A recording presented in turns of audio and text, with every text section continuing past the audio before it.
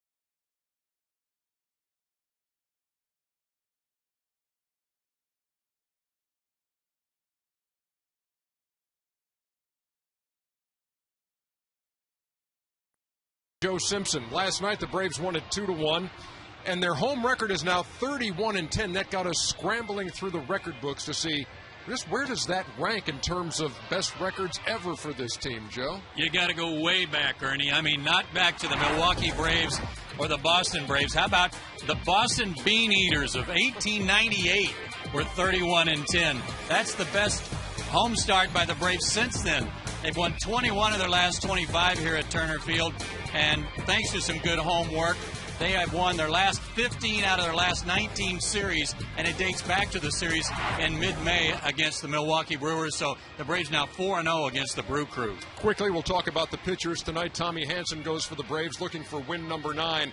And he'll be opposed by Randy Wolf, who was an offseason acquisition by the Milwaukee Brewers, but hasn't done much. Well, Randy Wolf's been giving up a lot of long balls, and hopefully the Braves will continue that. And he had one game this year where he gave up 5 homers in 4 innings.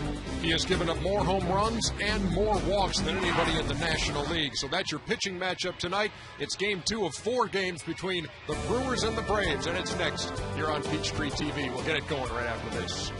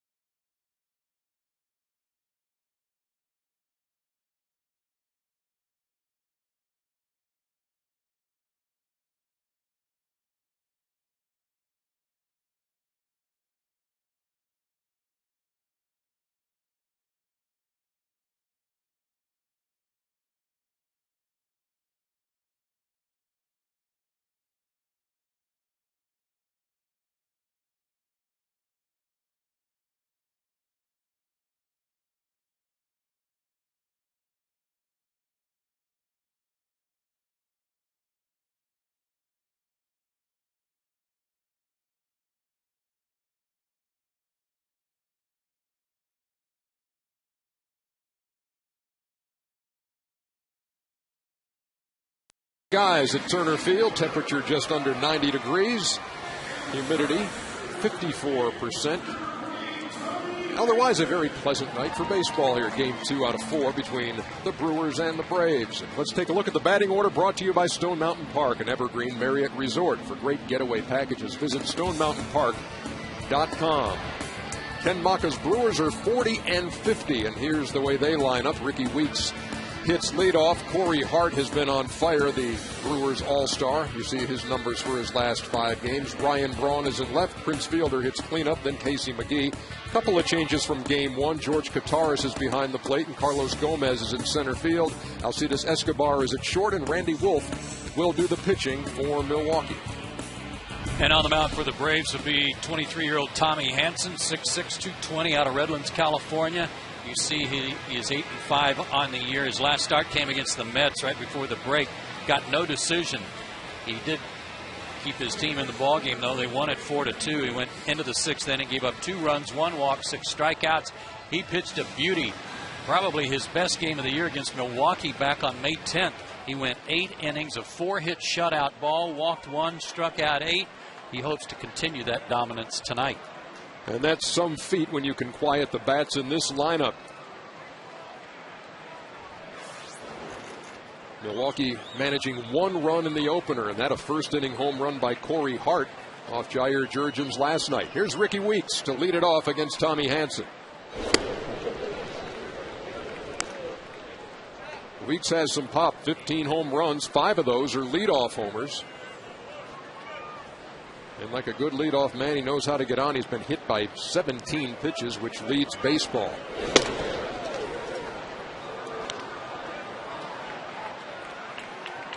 He's got one of the better ball and strike umpires behind the plate tonight in Joe West. And if you're on, you'll get the call. 2 balls and a strike.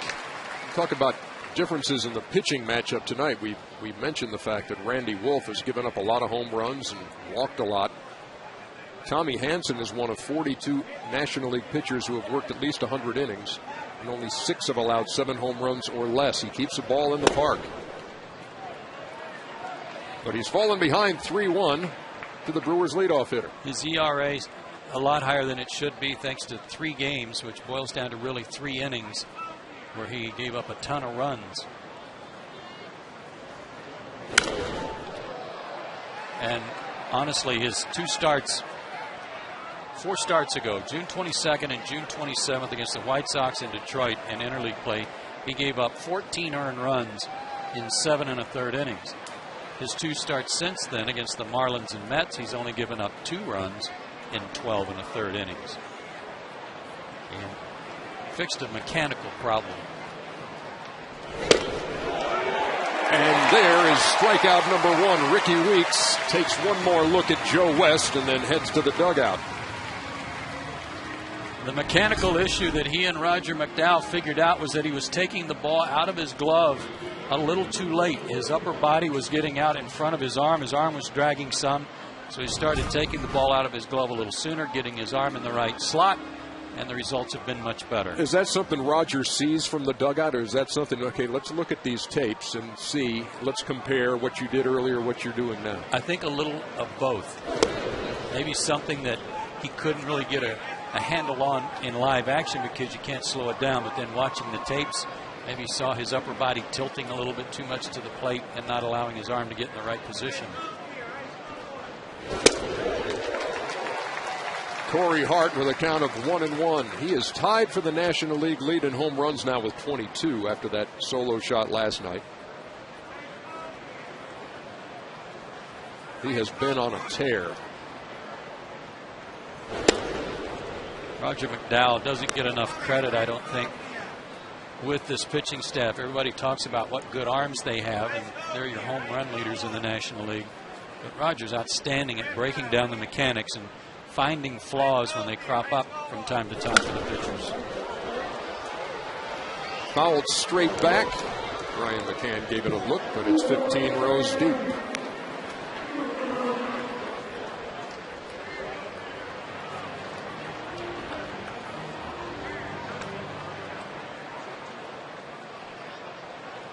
Just underway at Turner Field. Thanks for being with us on Peachtree TV.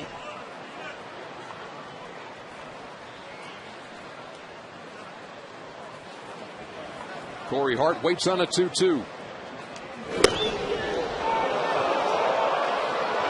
So the count goes full to the second straight hitter.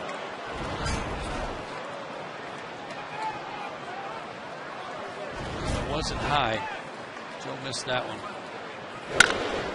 Hammered foul.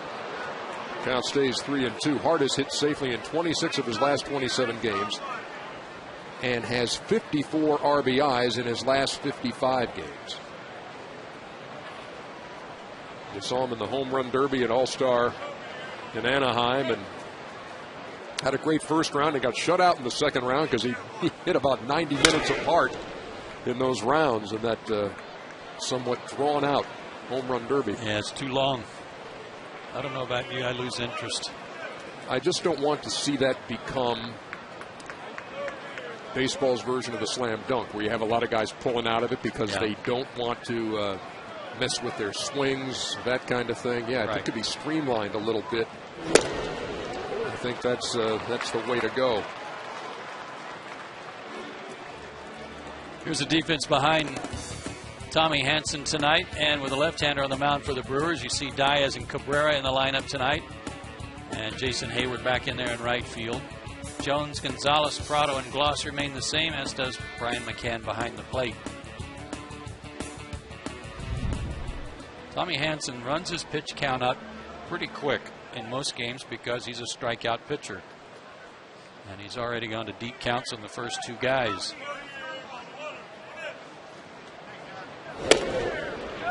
Ryan Braun takes 1-0.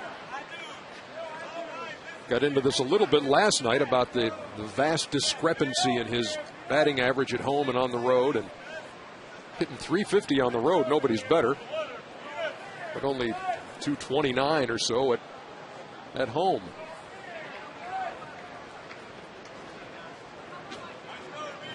And really, Joe, it was something that you put out there last night about maybe the way you see the ball in that ballpark, and that was kind of backed up by Brian Anderson, the play-by-play guy for the Brewers. He said he got a lot of day games there and a lot of shadows and that kind of thing, and it has messed with Ryan Braun. It's gotten into the heads of a lot of the Brewers players. They are only 6-12 in day games at home.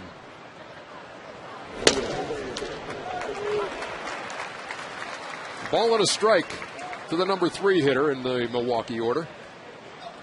Nothing worse for a hitter if you feel like there's something that's keeping you from seeing the ball clearly out of the pitcher's hands, whether it's shadows, glare, advertising on the walls, anything like that, that makes it hard to pick the ball up. It's a bad swing thought to have. Yes, it is. Took something off. It's 2-1.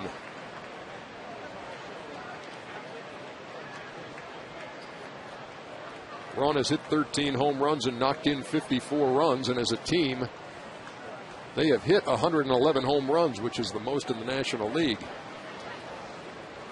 And while Tommy's had some good luck against the Brewers, he's 1-1 lifetime against them in the 3.43 ERA. Braun's hit a couple of homers off of him.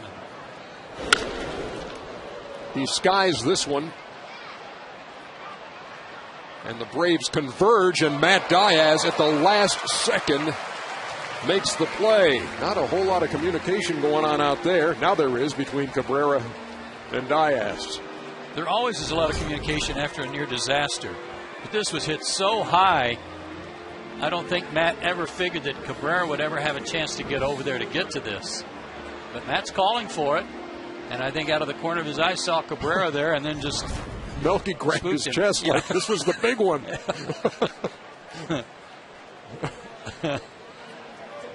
So 2 down. That was an adventure. Here's Prince Fielder. If Matt hadn't caught it, there'd been somebody in the dugout grabbing him by the throat when they came in.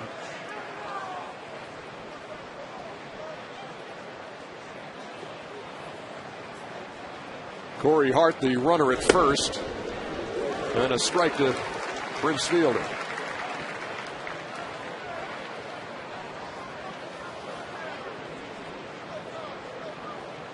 Just 3 out of 15 against the Braves this year. Has not gone deep. He's tied for 5th in the National League with 20.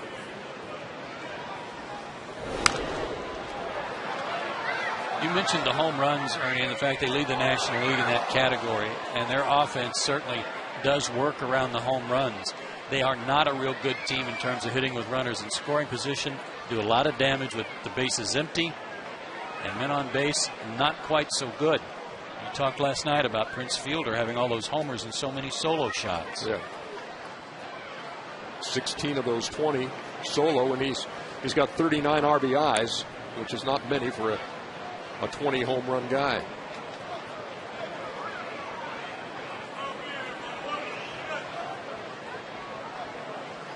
Brewers just 1 for 14 with men on last night.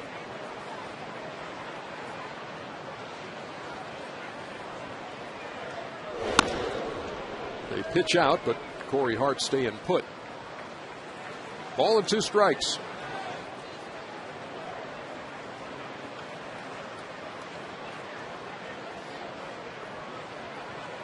Fielder setting the Milwaukee Brewers franchise record for consecutive games played last night. He's got 275, now 276 with this game.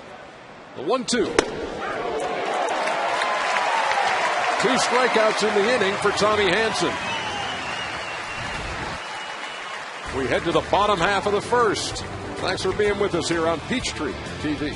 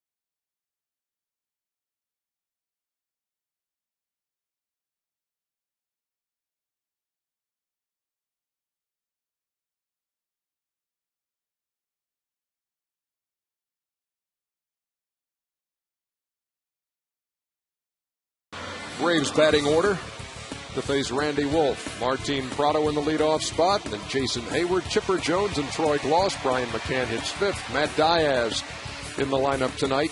In left, Alex Gonzalez hits 7th again. Melky Cabrera in center field hitting 8th. And Tommy Hanson doing the pitching. Randy Wolf is on the mound for the Brewers, 33 years old, 6 feet, 200 pounds, out of West Hills, California. 107 wins in his major league career. And he's pitching pretty well in July, a 2.79 ERA in 3 starts in July, but just 4-12 against the Braves. And as you saw, his last 11 starts against Atlanta, 0-5. The last time he beat the Braves, it was in Atlanta in 2003 as he pitched for the Phillies. He was very popular there, had the Wolf Pack and all those guys who were always dressed up. Well, that's his best pitch right there. You just saw a big, slow, over-the-top curveball. And to be honest with you, his numbers surprised me against Atlanta because we've seen him pitch some good games against the Braves. He can really frustrate you.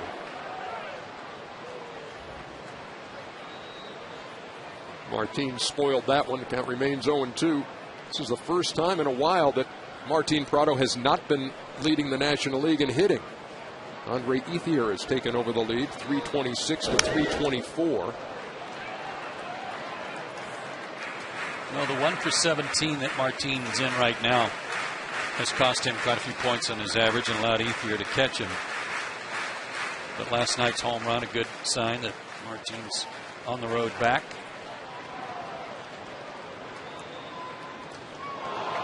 There it was again, and he gets Prado for the first out. He struck out 75 hitters now in 116 plus innings, and largely with that pitch. If he gets ahead of you and you're having to sit on fastballs and then try to adjust to that pitch, it's tough. Well, here's Jason Hayward, who had an eventful return to the lineup last night, to say the least.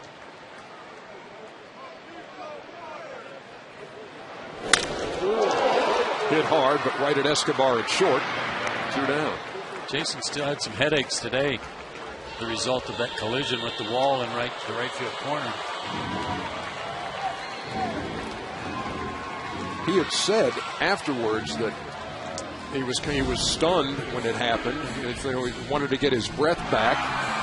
And before the trainer even got out there and everybody to check him, as soon as he saw him, he said, "My name is Jason Hayward. I play right field for the Atlanta Braves. We have Monday off. Just to let him know, I'm all here." But that was a tremendous catch. And he said, "I knew I was going to have to hit the wall if I was going to catch it." He made that play, and he made the throw from right field on the fly to Chipper to nail Casey McGee. Chipper grounds to third. McGee to fielder, and it's a 1-2-3 inning for Randy Wolf. We played one here on Peachtree.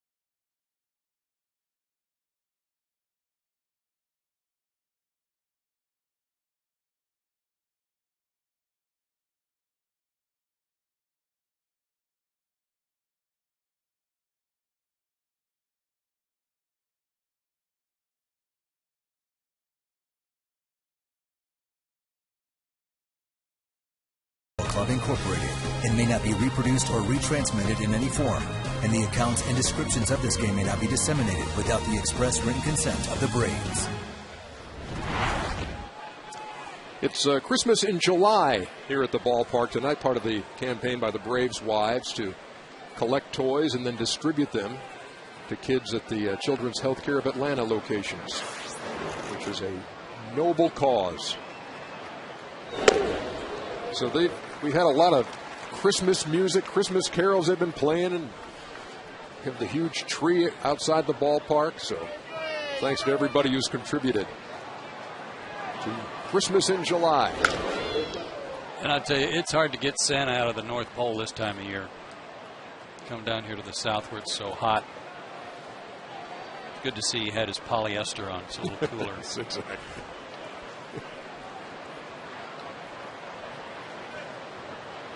We're in the top of the second. Tommy Hansen has jumped ahead of Casey McGee 0-2.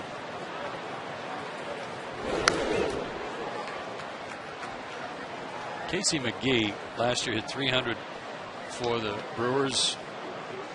Had a good offensive year, and they got him off waivers from the Cubs organization.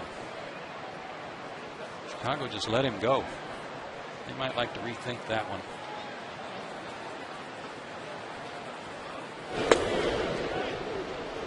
Take slow, a ball and 2 strikes.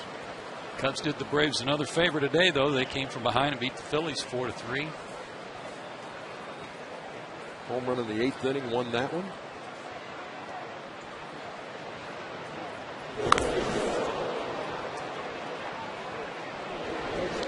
That just did nip the bat, 1-2. He said Braves pitching well, 7 out of 16 this year. A home run and 4 runs batted in. And if this baseball thing hadn't worked out, you might see him on your local TV station. Said if he weren't a baseball player, he'd be a weatherman, which is good work if you can get it. And you can hit 300 in that and still keep your job too. No question. In fact, you're thought of more highly in that profession than you are in baseball. Got it right 3 out of 10 times. Yeah. Just kidding, Glenn Burns. It's okay. Toward the gap in right center. Jason Hayward on his horse, but won't get there. McGee will trot into second with a leadoff double.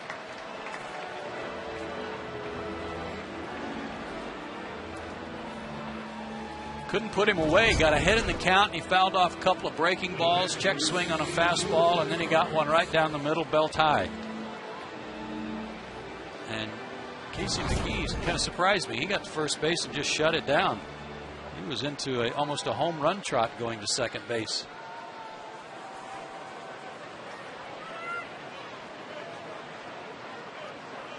Here's George Kataris doing the catching tonight for Milwaukee.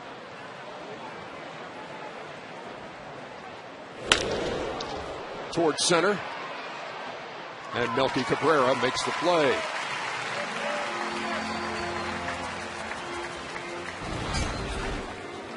Got to first okay, and then right here it was almost home run trot time. Granted, Casey didn't have any designs on going to third, especially after getting thrown out by 20 feet at third base last night, trying to go first to third on Jason Hayward.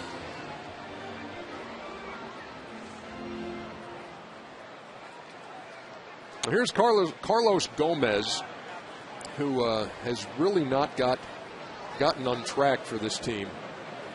They traded him, got him in a trade for J.J. Hardy. And on opening day, they were thinking, oh, this is the greatest thing of all time. He went 4 for 5 with a home run.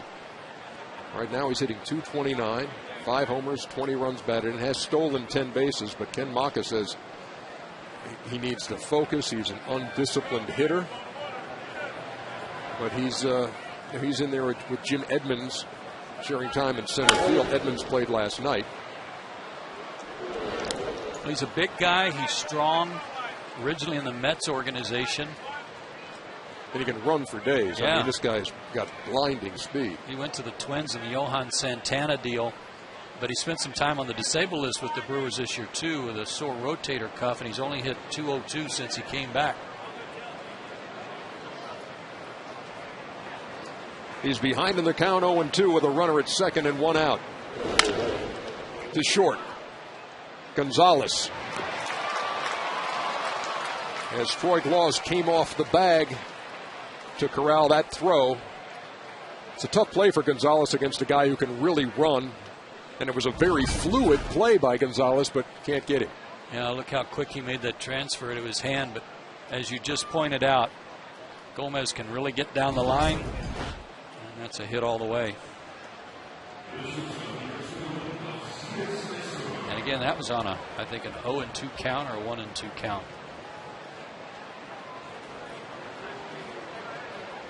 McGee stayed at second. Gomez on at first, and here's Alcides Escobar, the number 8 hitter.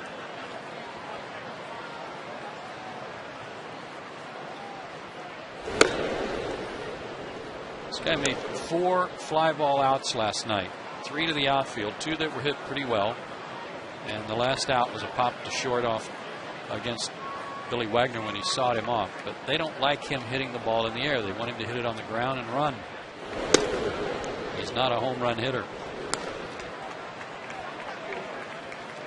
He's 3 out of 16 against Atlanta pitching this year with an RBI.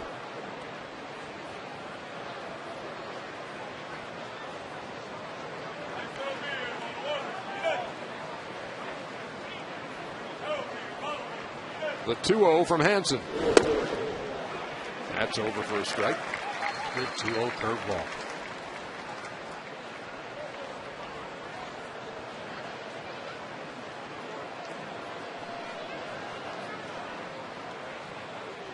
Escobar's been up with the big club a couple of times, but entered this season still with rookie status, and he lines a shot up the middle. They are going to wave McGee, and here's the throw. He's safe, and the throw to third is late. What did that ball hit?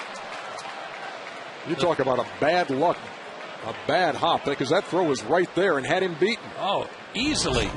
First of all, it looked like Cabrera lost this ball off the bat. He got a late start on it, but McGee can't run, and they had him by a good margin, but the ball hit somewhere on the cut of the grass right there on the lip.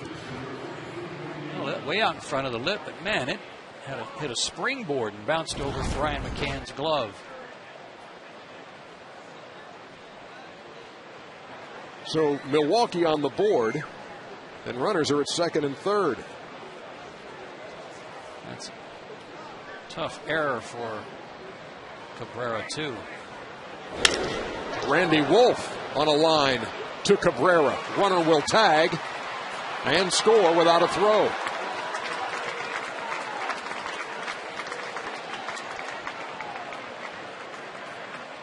That is no fluke off the bat of Randy Wolf. He's a good hitting pitcher. 268 average coming in. He's got 5 career homers, and that's his 4th RBI this year. Hit the ball sharply. And for Cabrera, you got to know who's running and what the situation is. And he had very little chance of throwing out Gomez. The error did come back to hurt the Braves, allowing the runners to move up that provided the sac fly. So it's 2-0 with Escobar at second and Ricky Weeks, the leadoff hitter, at the plate.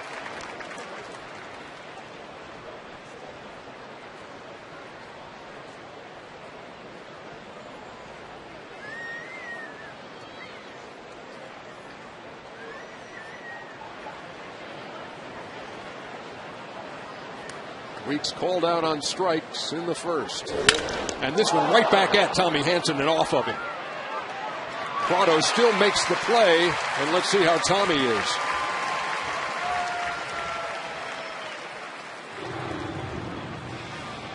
The Brewers scored twice in their half of the second.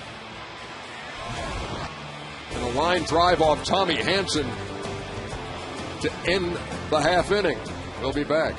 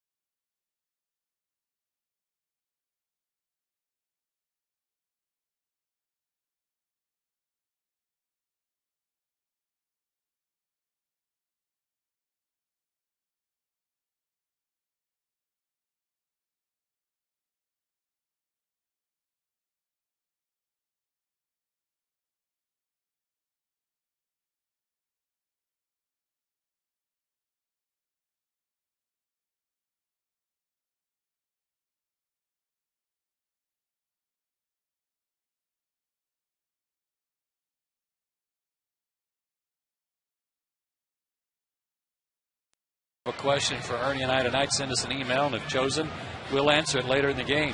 Send that email to braves@peachtreetv.com and include your name.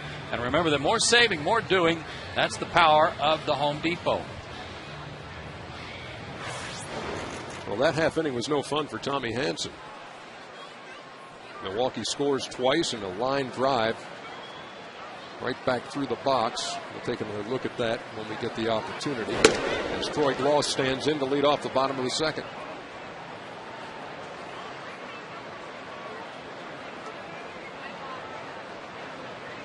Wolf working quickly. 2-0. He helped his own cause there in the second with the sacrifice fly. And works with a 2-0 lead. He will throw you a cut fastball. He'll turn the ball over and try to sink it down and away from right-handers, as he tried to do there, to go with that slow curve.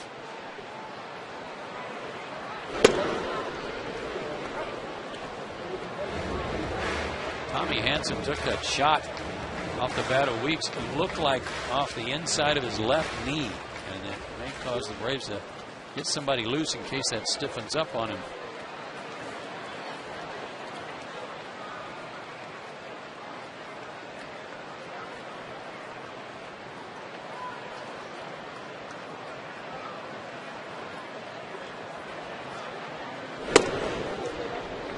Caught the inside corner, 3-2.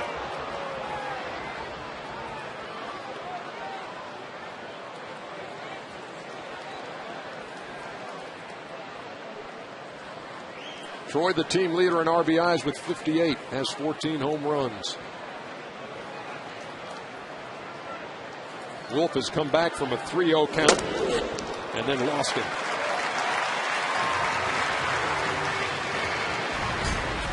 Here's the line drive from Weeks. And off his left leg, he couldn't get out of the way, and looked like maybe just below the knee, but on the inside of the leg around the calf muscle. It was definitely solid. It definitely saved a run. At the very least, that helped. Hit hard by McCann, but that's going to be an easy double play. 4-6-3.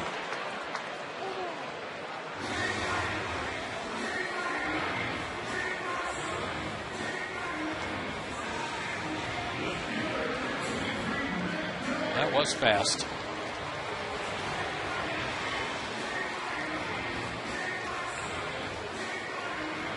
Well, here's Matt Diaz with 2 out, nobody on.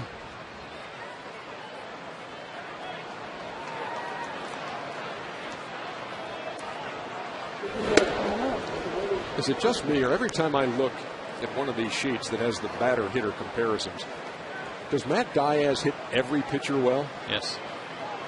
7 out of 13, 538 against Randy Wolf in his career. And he's just getting going this year against lefties. 267 overall average. There's that slow curve, missed. We saw Tommy disappear into the tunnel between innings. He is back on the Atlanta bench now.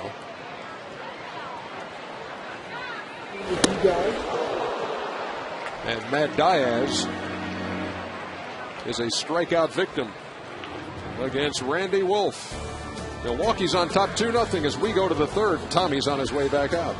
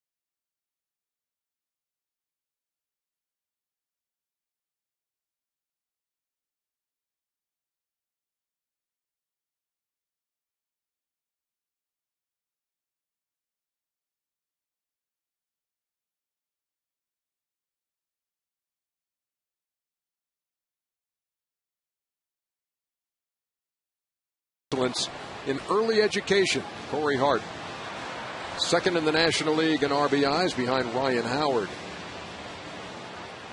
And he leads off for Milwaukee here in the third. He walked his first time.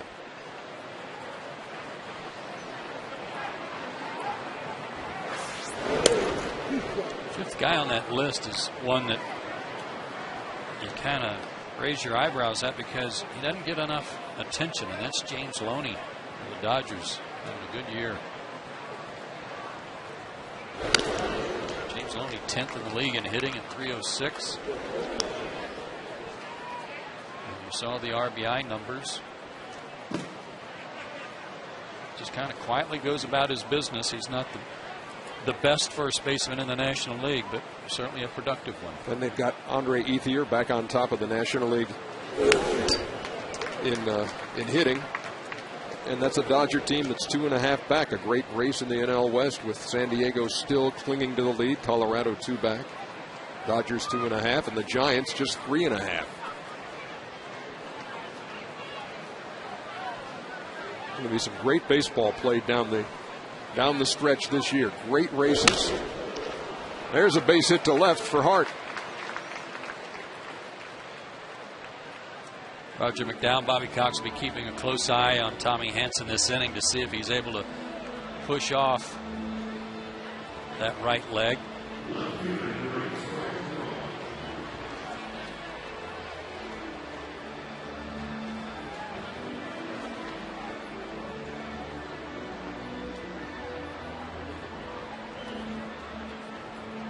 Ryan Braun flied to left his first time. And a catch made at the last conceivable moment by Matt Diaz as it was surrounded. As Corey Hart takes off, and that ball is rocketed to center. Melky Cabrera back, and it's out of here. A knockout punch by Ryan Braun.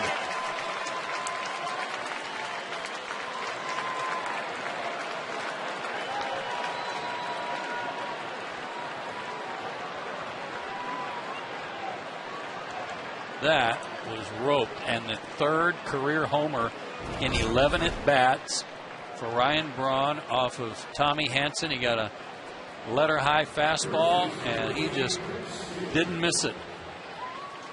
Had people falling down trying to get out of the way of it in center field. Brewers got their hitting shoes on tonight. 4-0 here in the third, and here's Prince Fielder.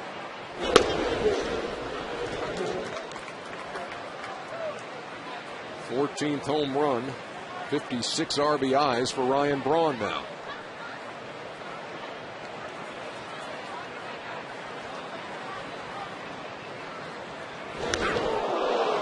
Down goes Prince Fielder.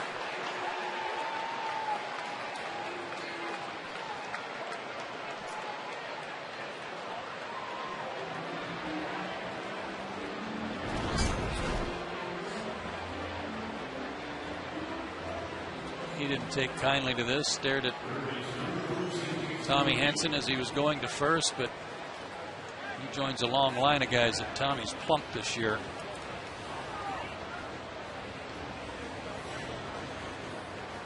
There's the glare. That's the 11th batter that Hanson has hit this year. No one else on the team has hit more than 4. But he will pitch inside, and that kind of comes with the territory. Got Chris Medlin in the bullpen. Because of the All-Star break and because of the day off this coming Monday, Chris is going a long time between starts. He's not scheduled to make another start until the team goes on the road to Florida. So he's the long man right now. Fouled over there by third, and Chipper gave it a look, but out of play. So a single by Hart, a home run by Braun. Prince Fielder hit by a pitch, and that's where we are in the third inning. 4-0. Casey McGee doubled his first time.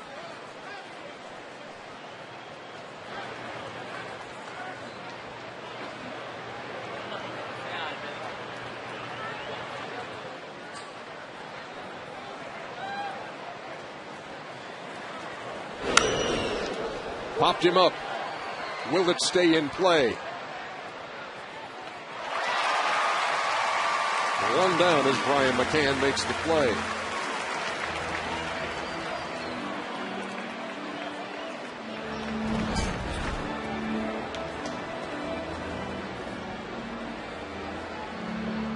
Nicely done. Ball always comes back. It may go right up to the backstop, but the spin on the baseball on a foul ball will always bring it back to the field of play.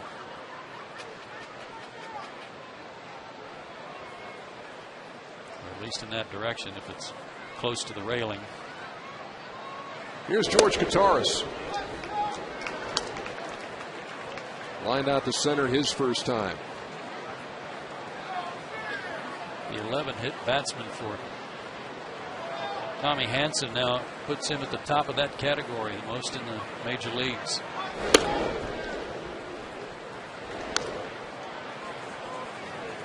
This guy Kataris is a personal catcher for Randy Wolf. Served kind of in a similar role with the Boston Red Sox, where he was the guy who caught Tim Wakefield and his knuckler. Over for a strike, 1-2. Rumble in the distance. Some thunder. Have to get Casey McGee on that. And, what's in store for us?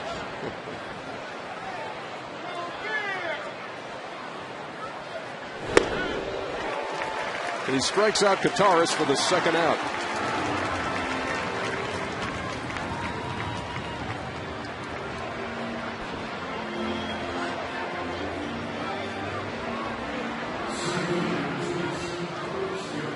Third strikeout for Tommy Hanson, who has thrown 53 pitches as we play here in the top half of the third.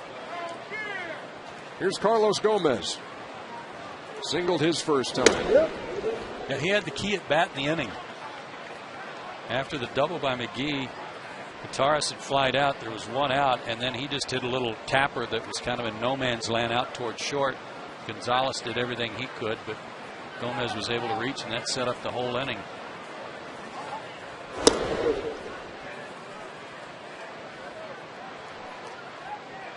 Tommy wants another baseball. Count is 2-0. And he gets it from the former Elon quarterback, Joe West. He's one of the most interesting umpires in the world.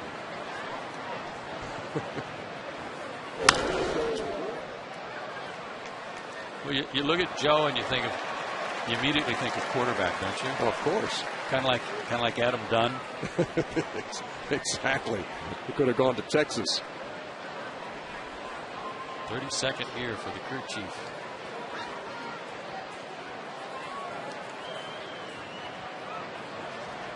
The 2-1. Count even, 2 balls and 2 strikes. Milwaukee with 2 in the second and 2 here in the third. Off of Tommy Hanson, looking for win number 9. The Braves are going to have to come from behind to do it.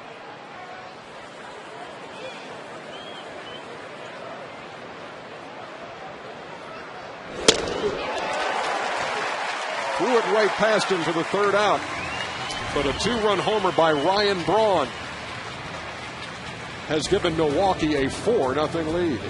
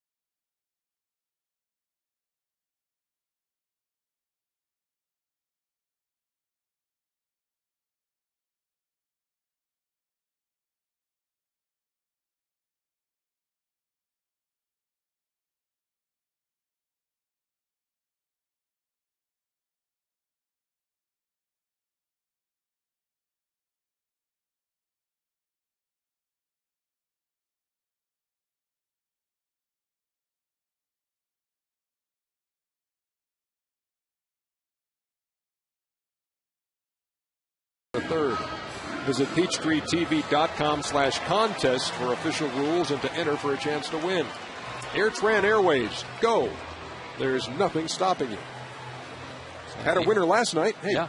We're on a roll. That looked like the 8:15 to Chicago Midway. You speak from experience.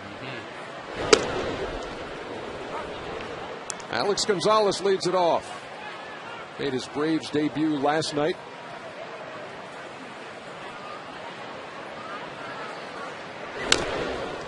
Had an intentional walk, a double in 4 trips. Of the guys in the lineup, only Chipper has faced Randy Wolf more than Alex Gonzalez. 9 for 35 against him in his career. Chipper came into the game 20 for 51 with 4 homers.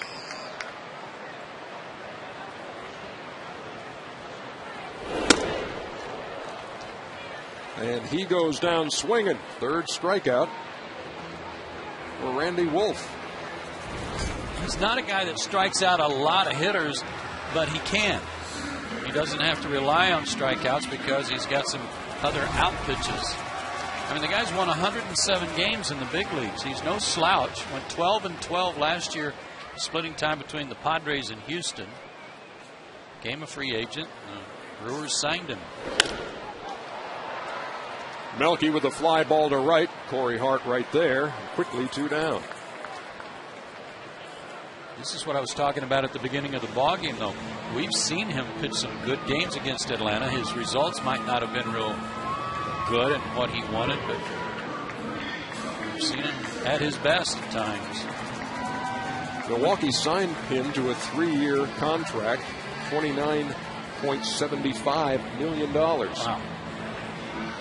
Former 2nd-round pick out of Pepperdine for the Phillies. Well, here's Tommy Hanson. Tommy's 5 for 32. A 156 clip.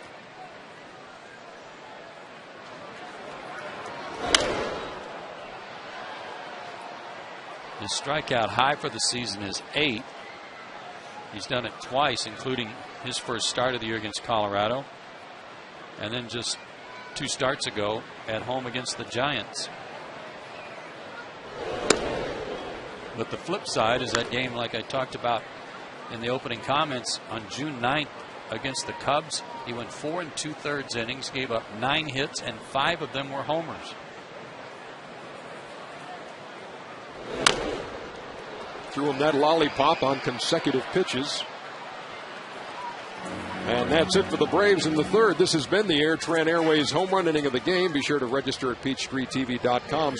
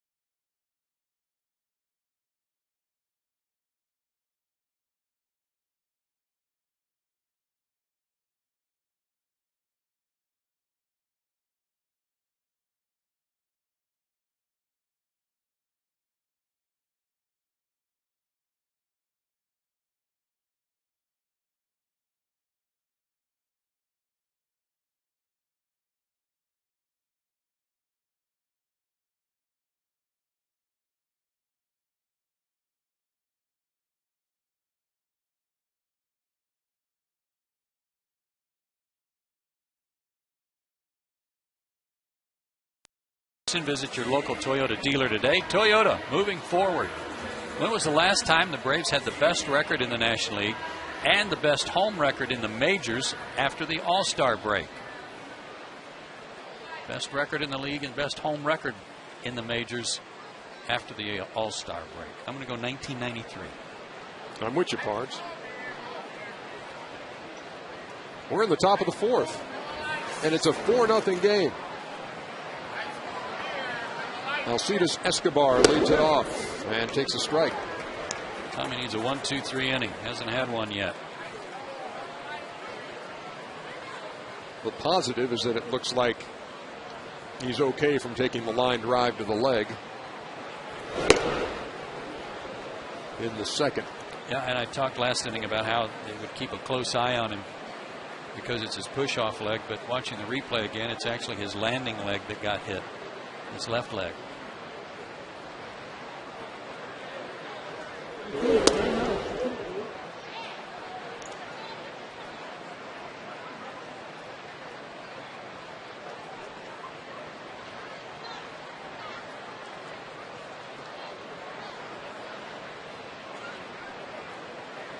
Hanson delivers him 2-1. Boy, he got a good cut. 2-2. Last night I mentioned that the Braves caught the Brewers at the right time when they played them in Milwaukee because Corey Hart hadn't done anything and wasn't doing anything at the time. In fact, only got 5 at-bats in that series. Ryan Braun got hit with a pitch in the elbow and only played in part of the first game.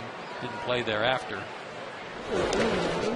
So I went back and looked in the book, and sure enough, it was Tommy Hanson who plunked him on the elbow. So a little measure of a revenge for Ryan Braun, taking him deep here tonight. That shot in the third made it a 4-0 game. And when the Braves made that trip to Milwaukee, they hit town with a record of 13-18. Tap foul. Since that time, the Braves have gone 40-18, which is a remarkable turnaround. They swept that series in Milwaukee and really just jump-started the season and turned everything around. It did, and it started with the offense. That's who really got it cranking in that series. Another full count. Lined into left. And for the third straight inning, a leadoff hit, which has not been a good sign so far. Happened in the second, happened in the third, and the Brewers have scored twice in each of those frames. That was a 3-2, what looked like supposed to be a slider, maybe a cutter that just didn't do anything, just stayed right out over the center of the plate. And when Tommy gave up the 9 runs in 3 2/3 innings at Chicago on June 22nd, there were some people who thought, you know what, he's tipping his pitches or something. You know, the White Sox were right on top of everything. They were squaring up a lot of good pitches. And I would say, well, maybe that same thing exists tonight, except that he's made some mistakes with pitches. They're not hitting good pitchers' pitches. It's his mistakes they're wearing out. We have time called over at first. Escobar complaining of something. They're going to call the trainer out, I think.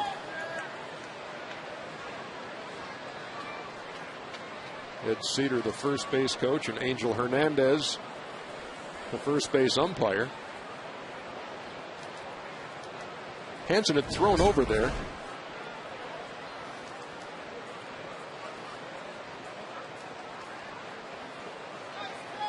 He's got a glove on or a brace to protect his hand and wrist. This is almost like he's dizzy.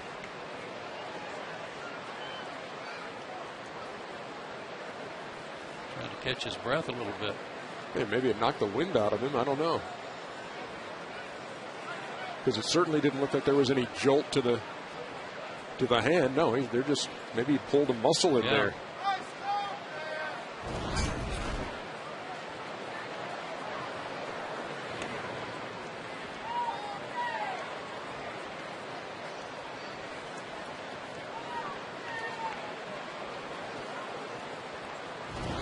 Something to his side when he turned. I mean, he kind of pointed to his side when he looked at Angel Hernandez for time. Yep. He's going to stay in there. He's 2 out of 2. And Wolf, who hit a sacrifice fly his first time, will try the sacrifice bunt this time around. The only play is to first.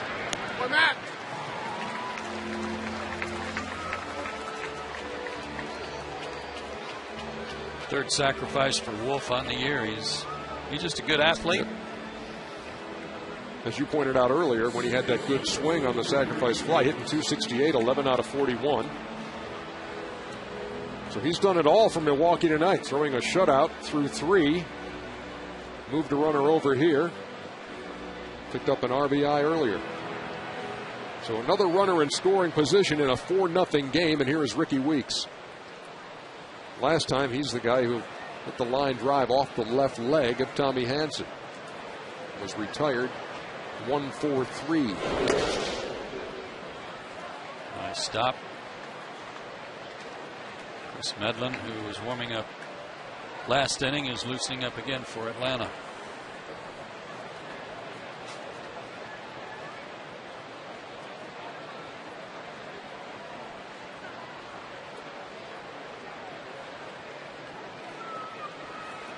Runner going, and he'll make it easily.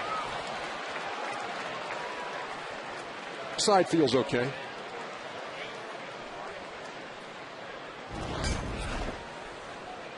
He got a huge jump too. Did he ever? No chance for B-Mac. So no, a fly ball gets him in. 1 down here in the 4th.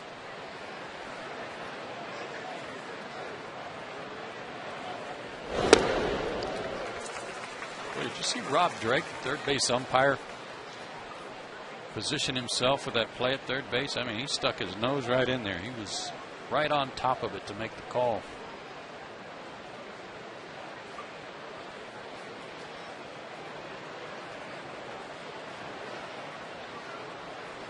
Braves infield is in. The 2-1. Now 3 balls and a strike. Look at the umpire right there. And that is outstanding, getting in that spot. These guys get enough grief. Yeah. So where credit is due, he was right there to make that call, had it been close. The 3-1. And once again, Tommy Hanson will deliver a payoff pitch. Seen a lot of full counts. He's thrown 71 pitches, and we're only in the 4th. Man. Well, the Braves are about to begin their second trip through the order against Randy Wolf, hoping that they can solve him. He hasn't given up a hit yet. And if they're going to catch up against him, they can't afford to give up any more. They're already down 4. Tommy's got to figure out a way to freeze that runner at third.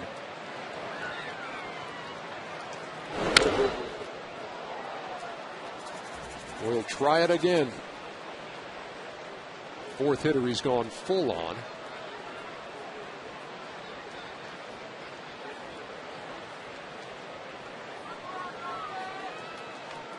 He has struck out 4, walked 1, and hit 1.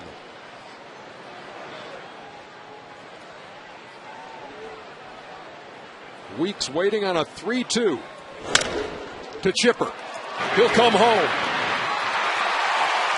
And he is out.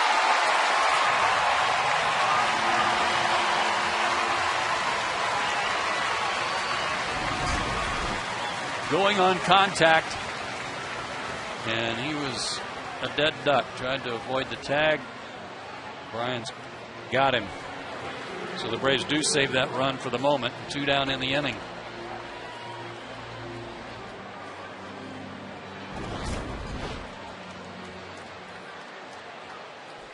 Escobar did all he could. Tried to avoid that tag. But McCann laid it on him. Now 2 down.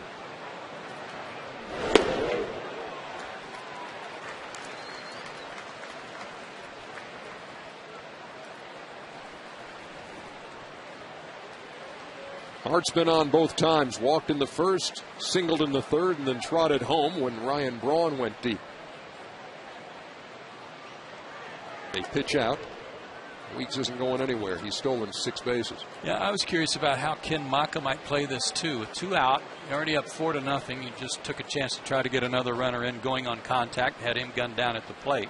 Got one of the top RBI guys in the league up there right now. Would you try to get Weeks into scoring position for him and open up first where you pitch around him? Chances are likely they wouldn't, because you got Braun hitting behind him. Weeks is 6 out of 9 in stolen bases. Good pitch to run on here if they choose.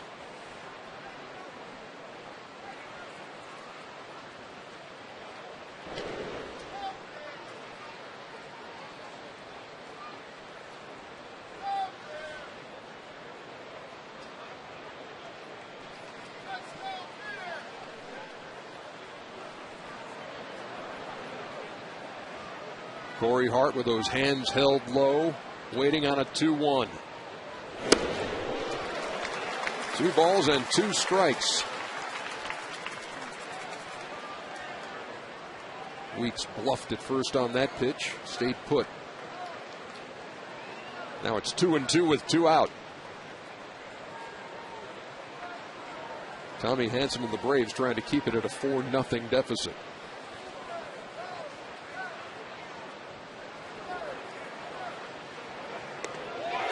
And he struck him out to end the 4th. They go to the bottom half in a 4-0 game.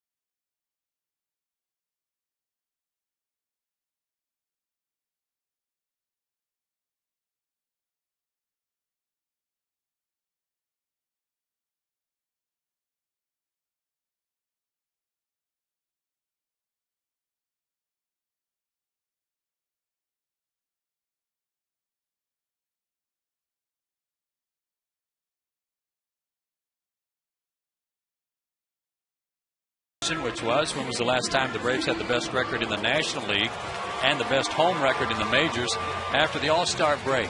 Ernie and I are guessing 93 when the Braves chased down the Giants to get into the postseason, and it was 2003. We're only off 10 years.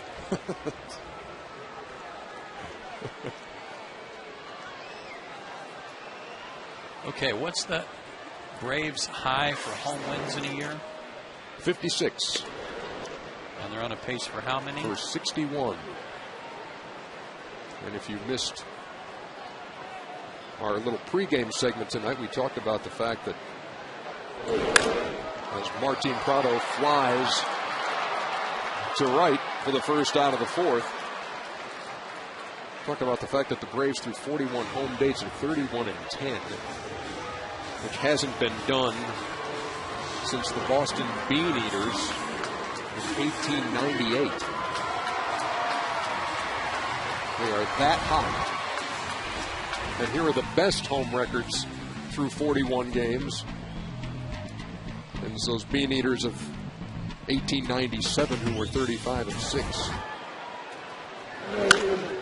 There's the first Atlanta hit, courtesy of Jason Hayward. That's a welcome sight. That'll get him going. High fastball, and I'll get Jason going too. Dating back to the period before he went on the disabled list, he had gone 0 for his last 16.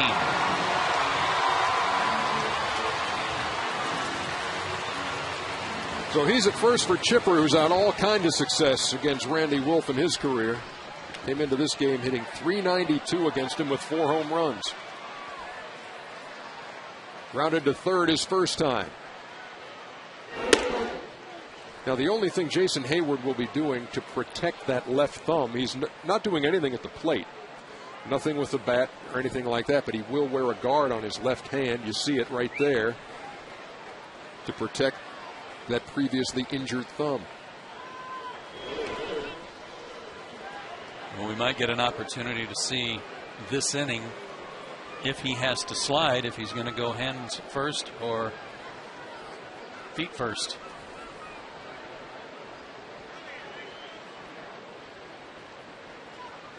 Throw That's over. A balk. That's a balk. He's stepping. You're only allowed a 45-degree angle there on your step, and he was way toward home plate. Surprised Angel Hernandez let him get away with that. And that's a step toward the plate. Only his toes were pointing toward first. That slow curve is hit to right. Hard at the edge of the track makes the play. Second out.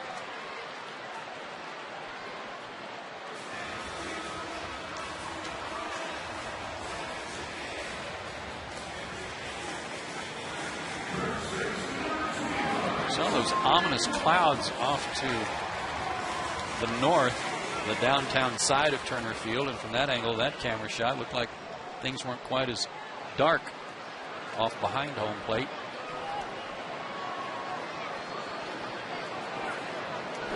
Looks ominous to me, but we are told to not worry about it. Okay. Consider it done.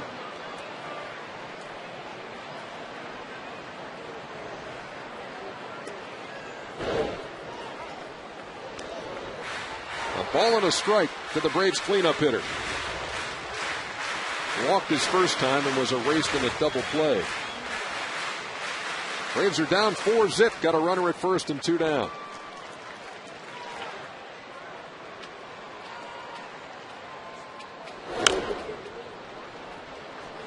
One and 2.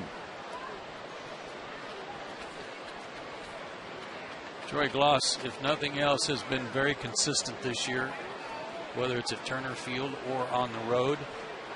Home games 256, road 259. Homers are even, RBIs almost even.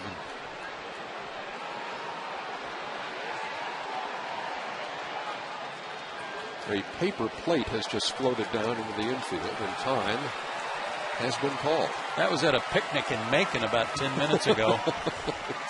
But we're told not to worry about the clouds and wind.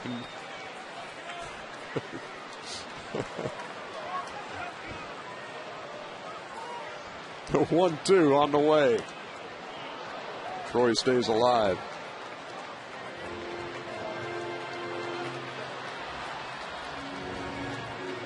That's quite a feat to get that to land on the field.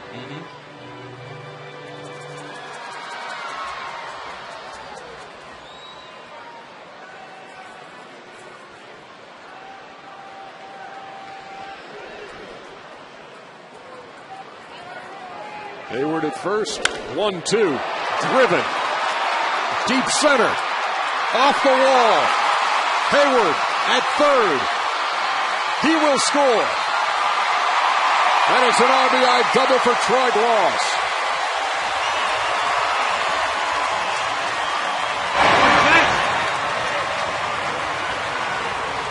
That ball was hit hard like the home run hit by Braun. It's just that Troy didn't get it up enough. Braves have jumped on some breaking balls this inning, and this one gets scorched off the wall. Then Carlos Gomez, who knows where he was throwing the ball. Alcides Escobar's looking out at him like, the relay man's over here. I'm the shortstop. See him throw his hands in the air? They might have had a legitimate chance at Hayward if Gomez had hit the cutoff man. He just threw it toward the infield somewhere, and nobody was there to take the throw. So the Braves, who were hitless through the first 3 innings, are on the board here in the 4th. Single by Hayward, double by Gloss, 4-1. And here's Brian McCann. Hit the ball sharply his first time, but right at Weeks for a 4-6-3 double play. And that ball gets away.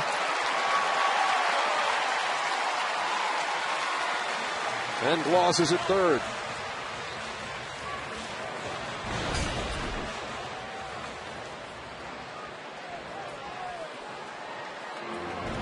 Tarras almost looked like he was crossed up, but then had to look at his glove, confused that it didn't stay in there. The 2-0.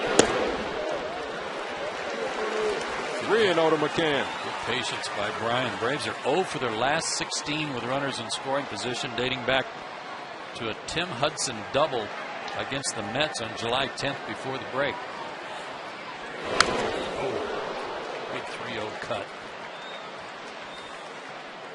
Their runs last night both came via the solo home run.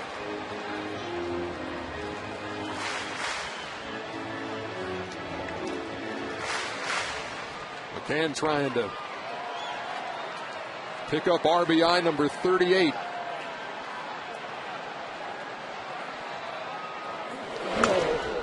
He's been on both of those pitches, 3-2. See, and that's where he presents problems for left-handed pitchers who think that, you know, they can run the ball up and in on him.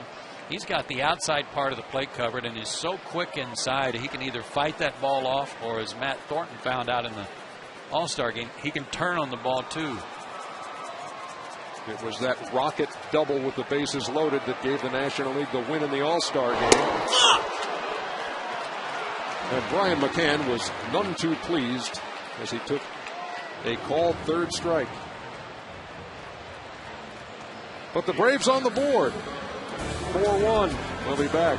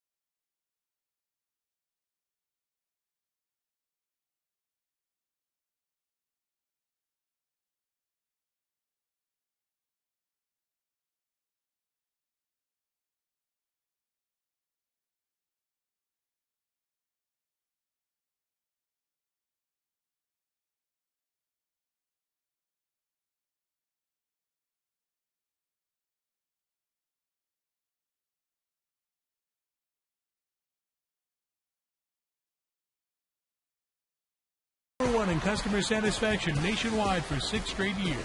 Experience all the comfort and amenities you expect at an unexpectedly low price. Jameson Inn's Live Large, Pay Less. We head to the 5th inning, 4-1.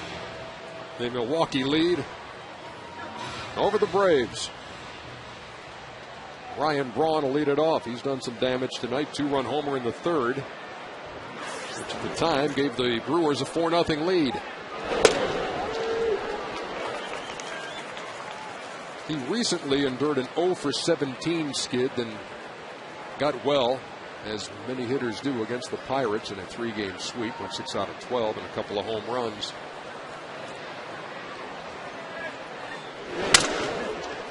Broke his bat. Chipper throws him out. You might remember that Tommy Hanson made his debut against the Brewers last year, a Sunday day game, and it was in that game that Ryan Braun hit the first 2 of 3 career homers off Hansen. That was last June 7th, 09. Tommy gave up 6 runs, but got the decision.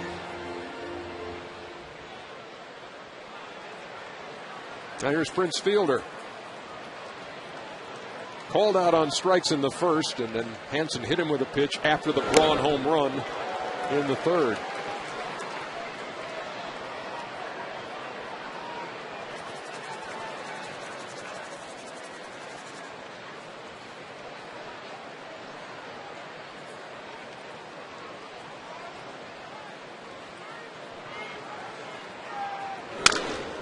Toward first, Gloss makes the play, flips to Hansen, 2 down.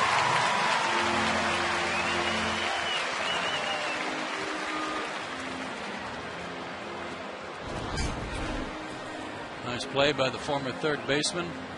If he was across the diamond, he would have made this play diving on the line and then fire across. Every game he gets more and more comfortable at first, and it shows. And it will be an adjustment. I mean, he has said before, look, for 30 years I've been seeing balls come off the bat one way.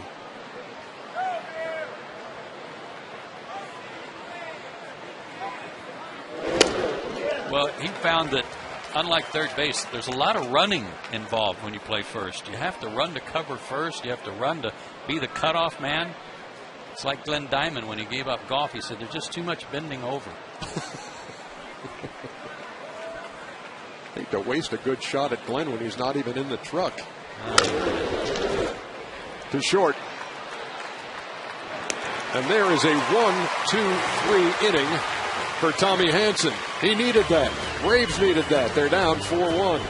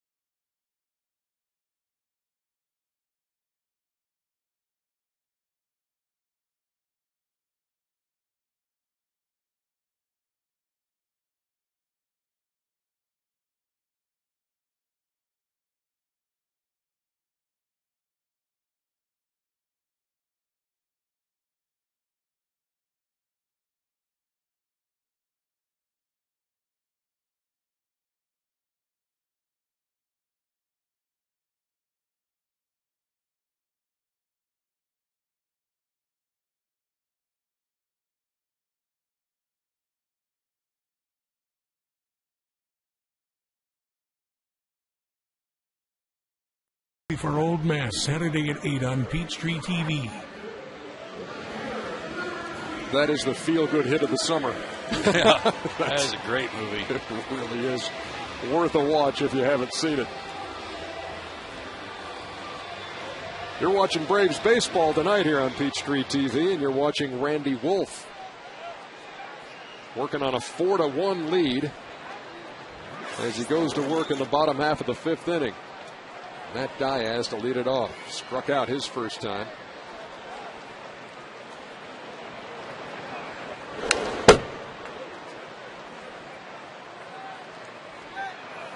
Braves appear to be going up early in the count, looking for that breaking ball, and they're getting it. Matt just missed that one.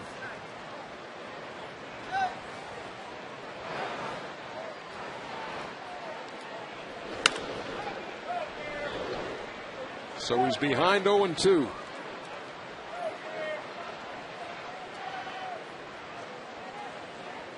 Matt Diaz, unlike Jason Hayward, is wearing a protective spongy ring on his right thumb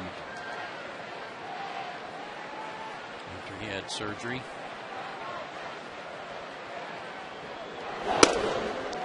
John Smoltz and I were talking about that in Philadelphia. How that it wasn't even a baseball-related injury at first. It was just something he was working at his home in Florida, cutting down palm trees, trimming them, and got a part of a palm frond in there. Fly ball to right. I've seen that movie before tonight. Yeah. Corey Hart makes the play. And it just got embedded in there, and he really didn't know anything was in there. And then there was more and more discomfort, and then swinging the bat, you get jammed and that kind of thing. And part of his hand went numb. They finally had to go in there and say, well, this is the problem. I mean, everything started growing right around it. Yeah, it was getting infected. And it's great to see him back in there, and had a good series in Philadelphia. Had a big home run. Gonzalez lofts one to left center field, and that's an easy play for Carlos Gomez. 2 down. Now, Matt went 8 for 17 on that road trip with a homer, and that was all the signs anybody needed really to see that he's 100% back. Speaking of being back in rehab, though, the Braves AAA team Gwinnett won last night in extra innings at Buffalo. Nate McLeod 1 for 6 in that game.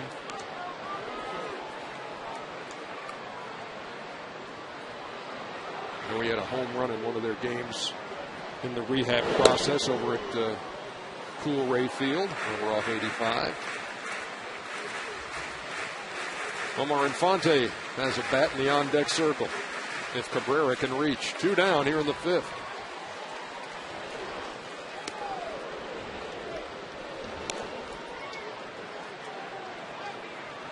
Wolf needs one more out to make this an official game, and he's working like a whirlwind out there, and he's kind of losing his mechanics as a result here. 3-0. The reason he's hustling is the threat of rain in the air and the lightning and thunder that's all around us. And the fact that he's got the weatherman wannabe playing third base. Casey McGee can probably tell him. Hurry it up.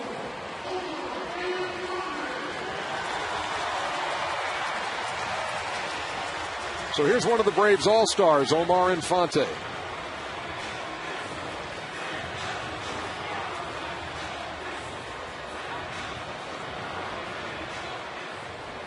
He's hit in 5 straight games. That has bumped his average up to that level you see, with 13 for 24 in those 5 games. 13 hits in 5 games. His first appearance post All-Star break.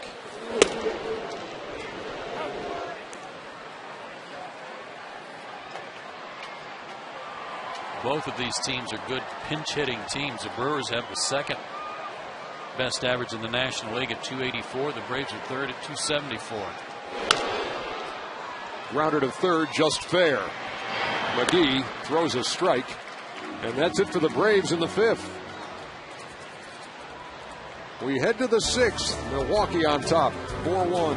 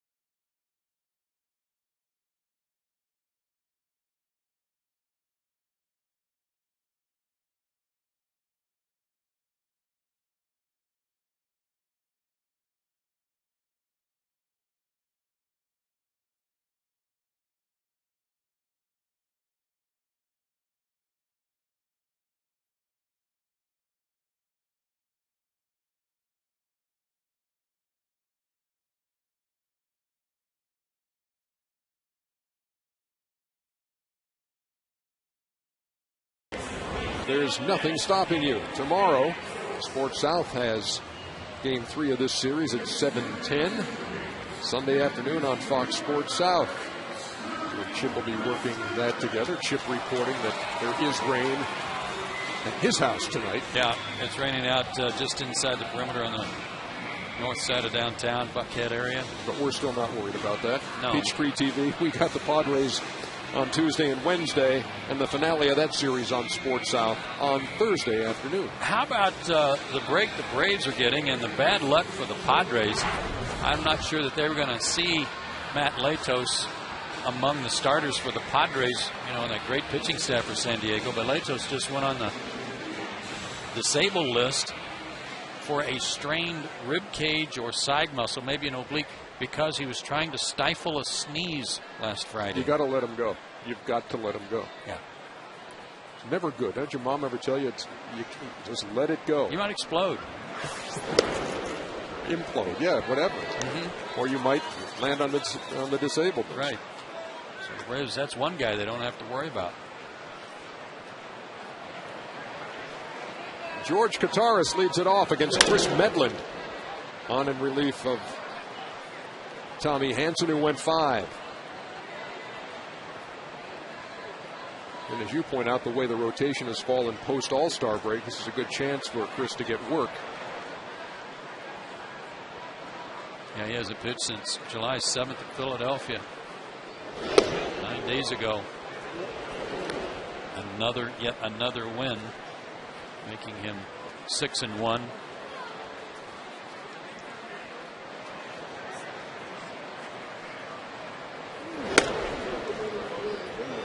He definitely needs the work.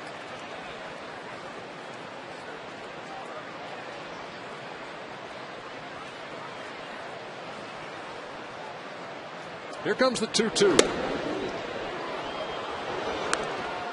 Tommy Hansen pitched in some tough luck tonight. Also, the mistakes he did make were hit hard, especially the one by Braun, the 2-run homer in the 3rd inning. To center, and it will fall in front of Melky Cabrera. The leadoff single for George Kataris.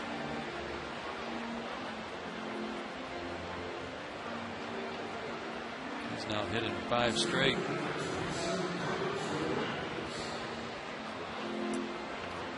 Yeah, there has been some tough luck in this game. Obviously, the Braun homer is out of that equation, but that throw home by Cabrera had a real shot to throw out Casey McGee, and it hit something and bounced straight up and over Brian McCann. Changed that whole inning around. A little cheap bouncing infield hit by Gomez, and then that play at the plate. Because not only did McGee, that bad hop, allow McGee to score, it allowed 2 runners to move up into scoring position, and then Wolf hits the sacrifice fly.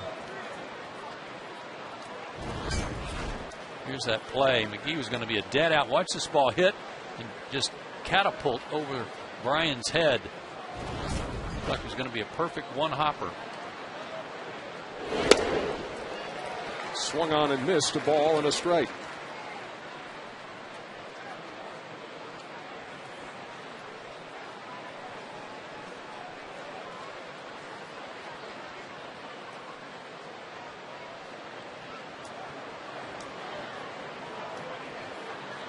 Gomez has scored one of the 4 runs, and with his speed, he lays it down. Can Chipper throw him out? No.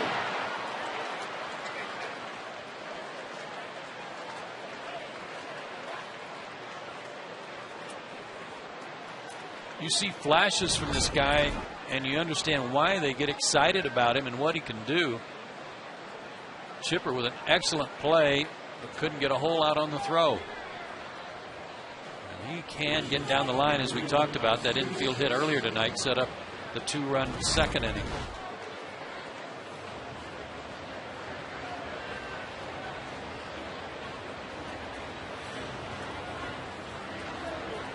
You don't often see an 8th place hitter put down a bunt to move runners into scoring position for the pitcher, but with Randy Wolf, you might. Escobar at the plate. Wolf on deck. Wolf's had a sacrifice fly, laid down a sacrifice bunt. Escobar's 2 out of 2.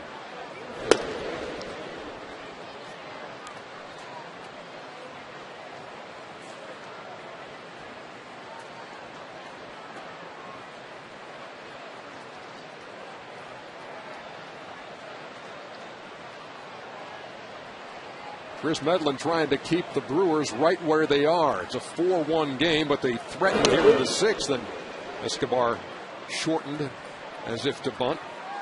Didn't go. 2-0.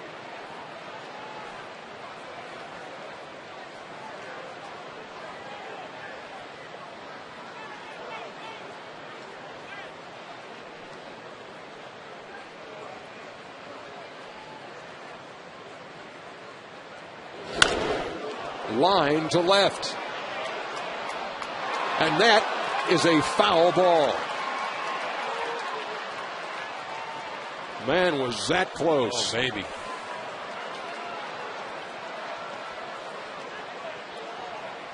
Rob Drake threw up the hands and signaled foul.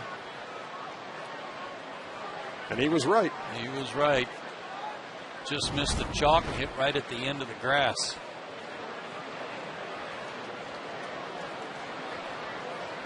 Carlos Gomez a little winded over there at first. He had circled the bases, but he can run for days.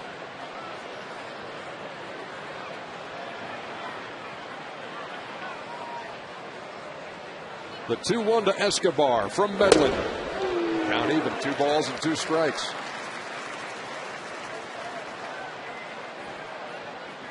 Another 2 or 3 inches and Braves are in big trouble here in the 6th.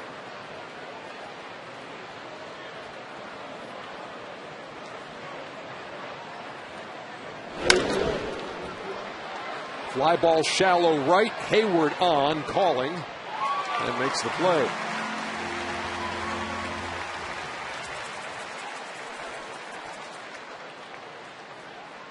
Steven Strasburg pitching tonight down in Florida, and he's got the Marlins shut out through 5 innings. He's worked 5 2/3, 4 hits, 3 walks, 6 strikeouts. And every one of his starts the rest of the year will be highlight material. Everybody wanting to know how he fares and how many strikeouts. Braves will get a chance to see him at least 4 more times. 4 more series left with Washington.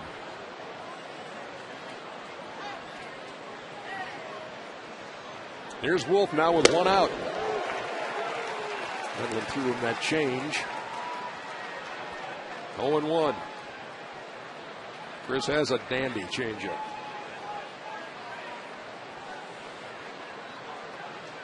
And as we pointed out, this is no automatic out here with Randy Wolf. Came in hitting .268. Has a sacrifice fly in this game.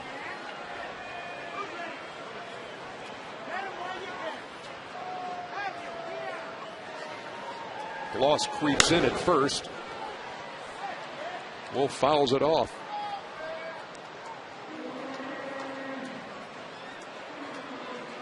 So Medlin ahead 0-2.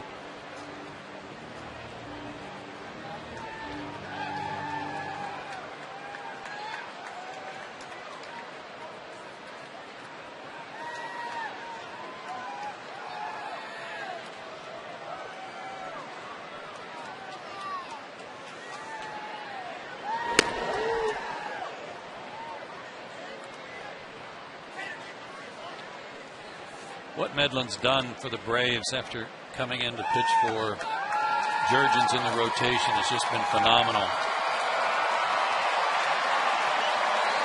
17 walks and 65 strikeouts coming into this outing tonight. Missed upstairs with a change, and he's mad at himself. It's 2-2.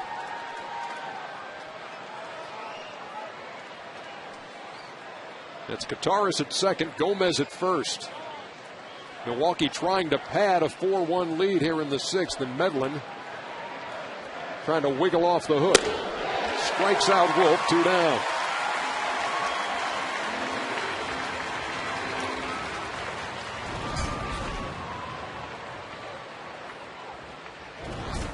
running fastball at 92. As you can see there, the 6th Atlanta strikeout of the night. And here's Ricky Weeks. Called out on strikes in the first. Hit a line drive off the leg of Tommy Hanson in the second. He was thrown out by Martin Prado. Reached on a fielder's choice in the fourth. He's knocked in 53 runs, and he's got a guy in scoring position for him in Kataris out there at second. Again, he's really more of a run producer than he is a run scorer. He's a guy, as you just said, with 53 RBIs, but strikes out a lot. Already 102 strikeouts this year for a leadoff hitter and roughly 375 plate appearances. To right. That's going to score a run. Hayward up with it. And they thought about sending that runner in. Carlos Gomez from third as the throw came to second. But then Brad Fisher thought better of it and held Gomez there. They're at the corners. Well, it wasn't that he thought better of it so much, Ernie, as it was Gomez wasn't paying attention. He was waving him. The ball took a funny hop on Jason out in right field. Right here, you see him waving. Brad Fisher at third base, but Gomez was eyeballing Jason on his own. Watch the third base coach. Wave, wave, wave, but he had already stopped at that point. But they do get at least one more run. 54th RBI for Weeks.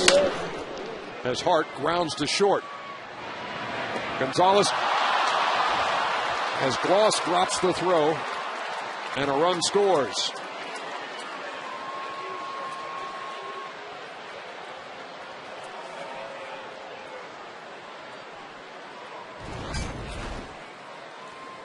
Good play on an in-between hop by Alex. And a hit right in the heel of the glove on Troy. We'd bragged on him earlier tonight about how he'd been getting more and more comfortable over there, but that was just a doink right there. So 2 runs across for Milwaukee here in the 6th. 2 in the second, 2 in the third, 2 in the 6th. And that one stung.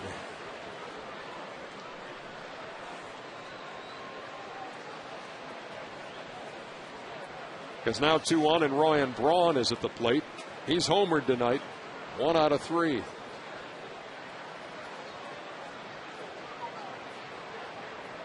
Braves should be in the dugout.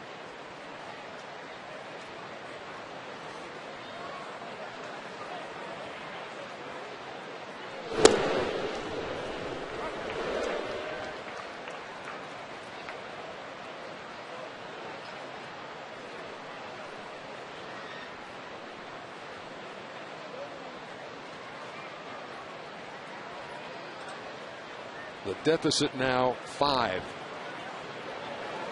And vital to get Braun right here.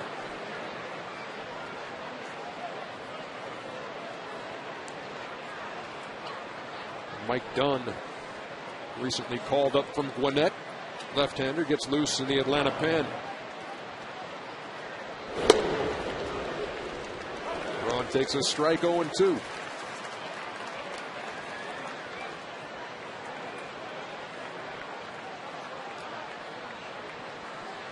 Flashes of lightning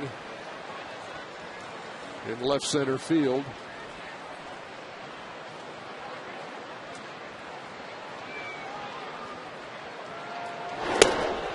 As Braun strikes out. The change got him. But 2 more runs for the Brewers in the 6th. It is 6-1.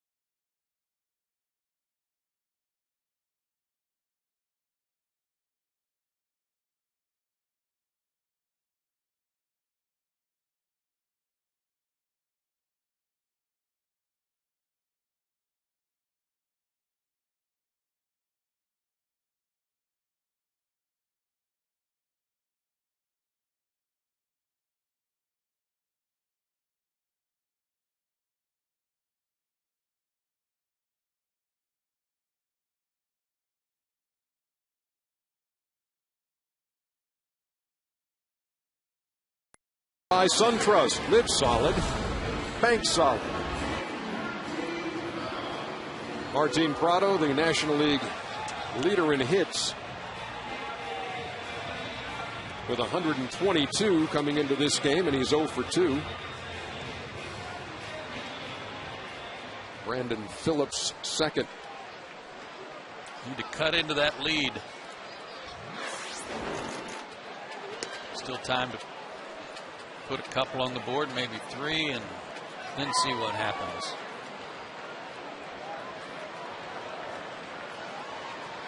Prado, Hayward, and Jones here in the 6th. Martin's 40 multi-hit games, still the most in baseball. 386 home average, the best in baseball. And so are those 122 hits, by 1 over Josh Hamilton, who's been on a tear for Texas. To right field.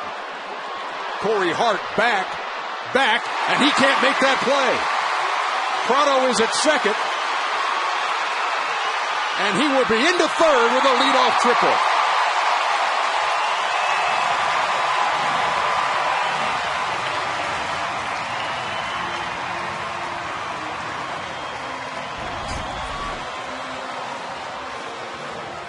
Mistake by Wolf. High fastball allowed Martin not only to get on top of it, but to go the other way. And he had made Martin look bad on the pitch before. Martin's balance was off a little bit on a pitch away from him, so he went right back to that spot. And Martin made him pay. Here's the pitch before the triple. And Martin was kind of reaching for the ball. He was looking for something inside, and his balance was all messed up. So they went back to the same spot, or tried to. And he nailed it. So a good start to the bottom half of the 6th. Jason Hayward singled his last time and has scored the only Atlanta run.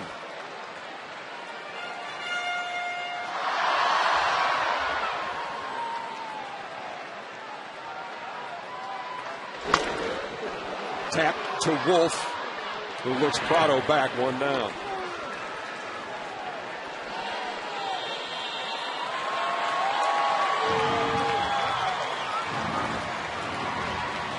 That ball gets past the mound, it's a run. Yeah, maybe a base hit.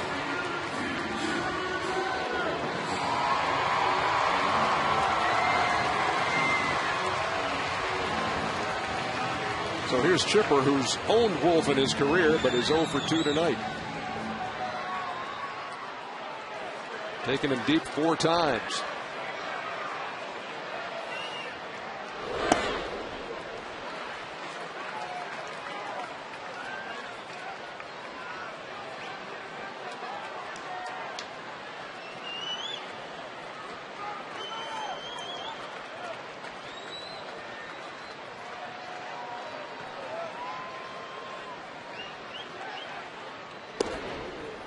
Patience for Chipper, laying out those 2 sliders down and in that weren't strikes.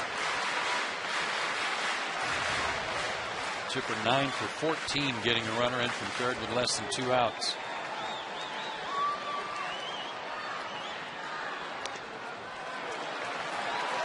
Three and 0. He's reached by a hit or a walk in 20 of his last 22 games, and trying to get on here in the 6th.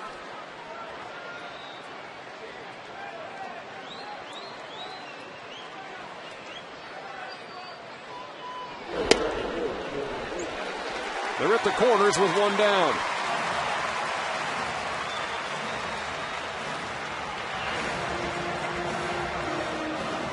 Brewers bullpen is still quiet.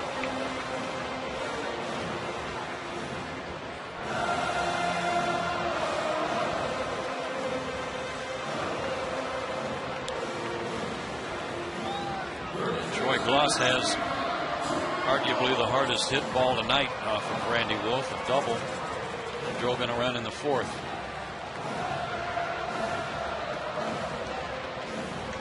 Wolf has allowed more walks than anybody in the National League. He's delivered 3 free passes tonight. Also allowed more home runs, but he's kept the ball in the park in this game. Here's Gloss. Fly ball center. Prado will tag. Gomez with the throw to the plate, and Prado will go back as the ball gets away.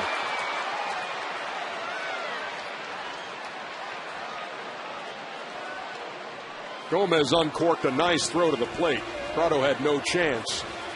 Yeah, you can't anticipate the ball getting under the catcher's glove because this was right on the plate. Good low throw where Prince Fielder could have cut it if he needed to. And that's what froze Chipper at first.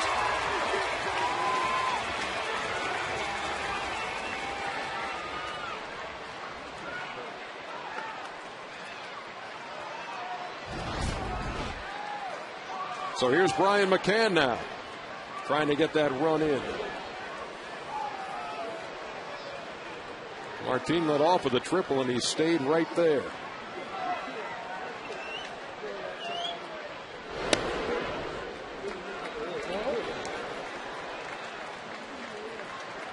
Brian hit a bullet his first time, right at Ricky Weeks, who started a 4-6-3 double play and then took a called third in the fourth. Up the middle, base hit, and it's 6-2.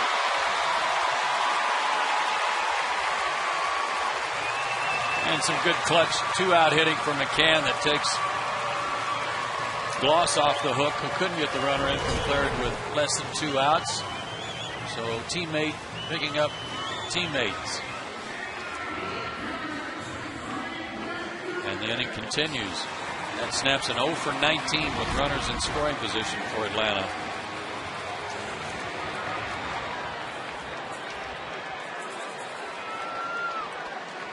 So now Matt Diaz, who's 0 for 2. With a chance to whittle away that lead a little more. Tried to tie him up inside. 1-0. Well, he's gone to more of a slider to the right-handed hitters instead of the backdoor slow curve that the Braves seem to be looking for in the middle innings. 3rd, 4th, and 5th. Hit to right, but foul. That would have made things interesting.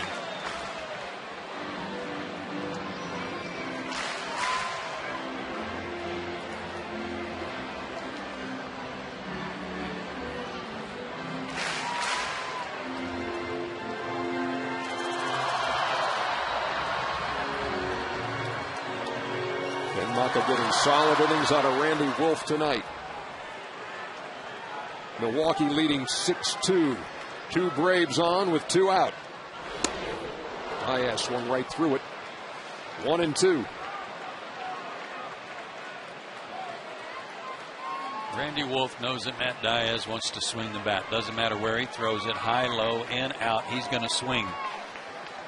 He got him to chase a real bad ball to strike out in the 2nd inning that was up and in, and went upstairs again and had some success again. To short. The force ends the inning, but the Braves do score once. Prado with a leadoff triple. Brought home by Brian McCann.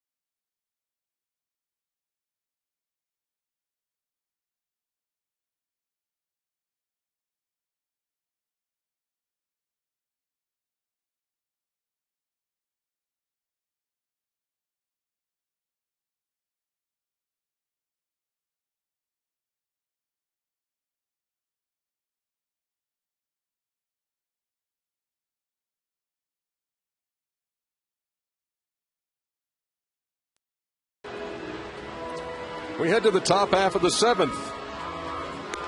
6-2 Milwaukee, and the third Atlanta pitcher of the night is on. It's Mike Dunn. And this will be his Atlanta Braves debut. He had been at Gwinnett. He actually was called up in April to the big league club, but didn't appear in a ball game. 33 games at Gwinnett. He was 2-0 with a 1.05 ERA. A lot of strikeouts, 56 strikeouts in 42 innings. And opponents were hitting just 174 off of him.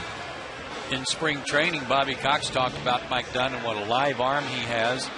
He came over from the Yankees in the Javi Vasquez deal along with Melky Cabrera. And the only concern, or the only issue that the Braves wanted him to work on, was his control, because he can walk some people. And the first hitter he'll face as an Atlanta Brave is Prince Fielder.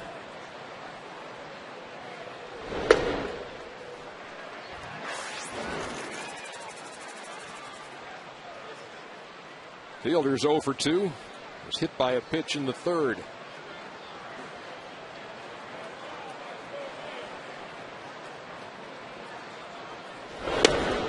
He had a cut. 0-2.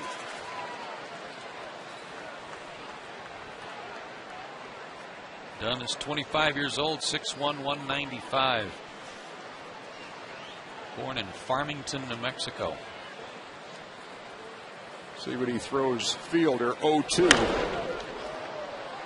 95 miles an hour. Fouled off.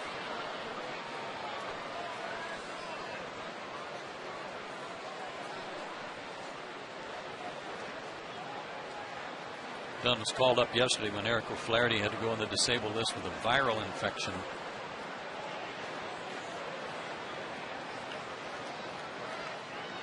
Good. 97 miles per hour. Strike 3 called. There are teams begging for left-handed pitchers. The Braves have a couple of them in the pen right now throwing 95 and above. So one down. The Braves pennant race 6-pack is on sale now. Pick any 6 Braves home games and receive a $10 food and beverage credit for each game for a savings of up to 40% off the regular price. To order, visit Braves.com/pennant pack.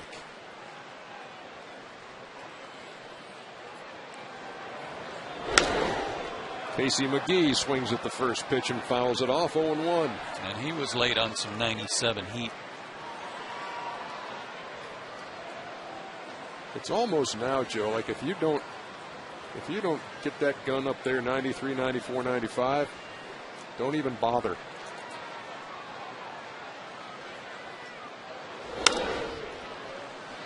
To right, and it drops in fair territory. McGee knows all about Hayward's arm and stays at first. Took a wide turn but stayed put.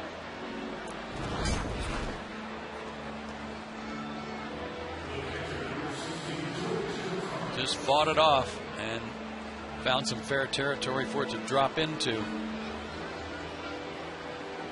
Oh, yeah, it's Jason Hayward. I like his tippy-toe stop he went into there. It's all in how you arrive. Yeah. Mr. Nimble. Here's the catcher, Kataris. Talking about the velocity these days, though, Ernie, and talking to scouts as we do on the travels with the Braves, they're talking about how velocity is up all around baseball. And they credit it to young guys like Mike Dunn, the 25, 26-year-olds, who just flat out bring it. Because it used to be, I mean, if you're scouting a guy, say, oh, he throws pretty hard. He's low 90s, 91. He can get it up to 92. That's almost average now. Exactly. You got guys like Strasburg throwing a 91 change. That's not right. Just not right.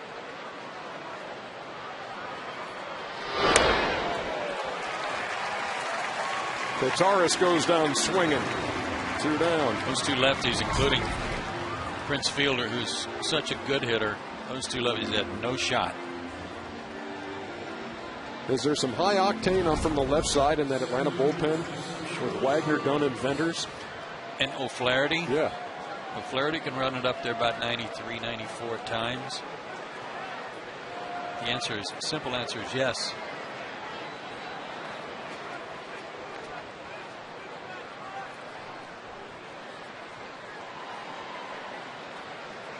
Carlos Gomez is 2 out of 3. Scored 2 runs.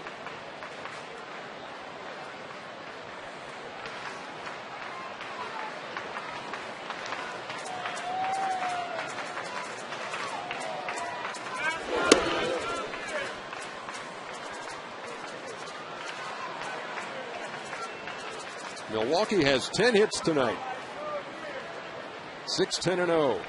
2-4-2 for the Braves.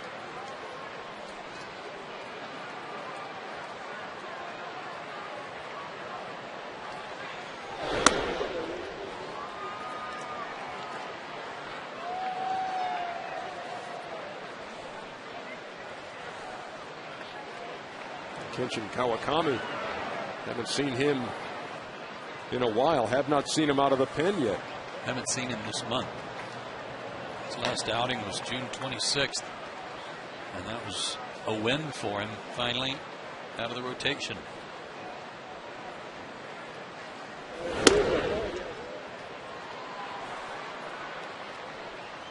So 3 balls and no strikes to Gomez.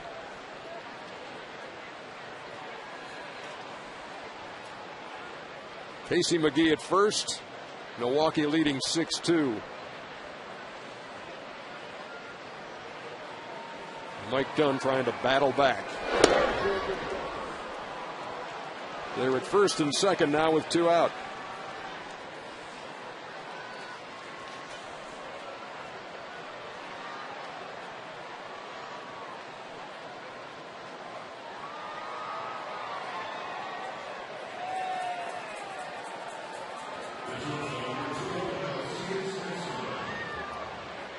Here's the Milwaukee shortstop, Alcides Escobar.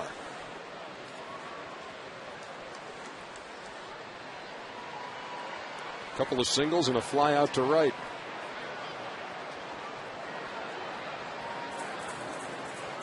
Has knocked in one of those Milwaukee runs. That was on the play that Cabrera threw to the plate, and he threw a strike. He got a bad hop. And it allowed Casey McGee to score the first run of the game.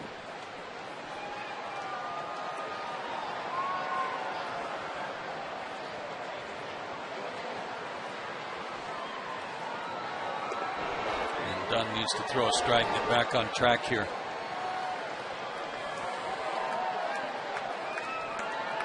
He struck out fielder looking, Joe, and then he got the little bleeder to right for McGee. Struck out Kataris and then walked Gomez, and now he's behind 2-0. 2 right-handers have reached, 2 left-handers have struck out. He walked 22 walks in 42 innings at Gwinnett to go with his 56 strikeouts. Again, it's his occasional wildness that he needs to corral.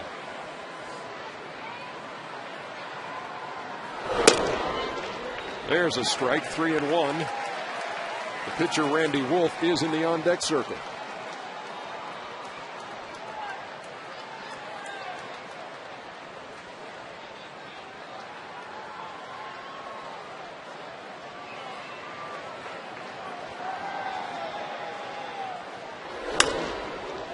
Fly ball right. Jason Hayward. And that's the inning. Brewers put a couple of guys on but can't move them around. So we go to the bottom of the 7th. Time to stretch.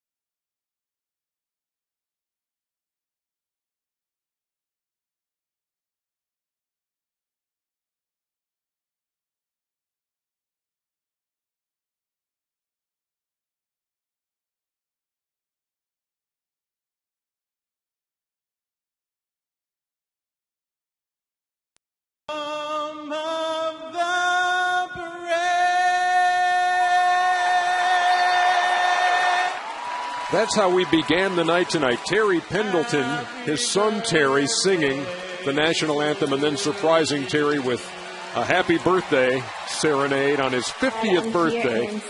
And daughter Stephanie, who's in Italy, with the video message. She's on a study abroad program, but she sent the video, and then that, of course, had Terry in tears. His 50th birthday, and that was all a surprise for him before the game tonight. A lot of fun. And, of course, the guys in the clubhouse had his locker all doctored up with the 50 and various signs proclaiming his advancing age. And TP took it all in stride, as he always does. But happy 50th, Terry. Alex Gonzalez leads it off in the bottom half of the 7th. Braves got to get something going. They're trailing 6-2. Randy Wolf, who hasn't beaten them since 2003, is trying to get it done tonight. Leadoff single there for Gonzalez.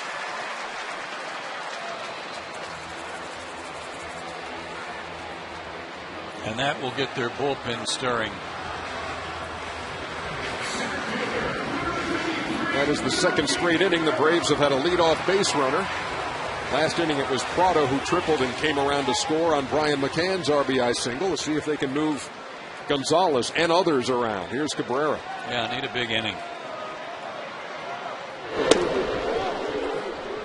Melky takes a strike, 0-1. A couple of guys who worked last night getting loose in the Milwaukee pen. Todd Coffey, Zach Braddock. Braddock's the lefty.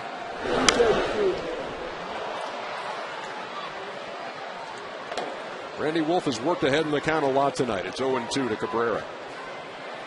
They combined for an inning and 2/3 of shutout ball.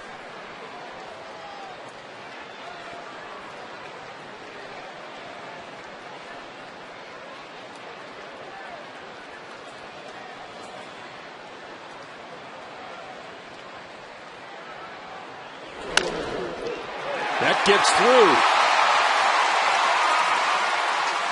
First and second, nobody out. And see, I don't get this. I don't understand the pitch choice or the location from Wolf and Kataris.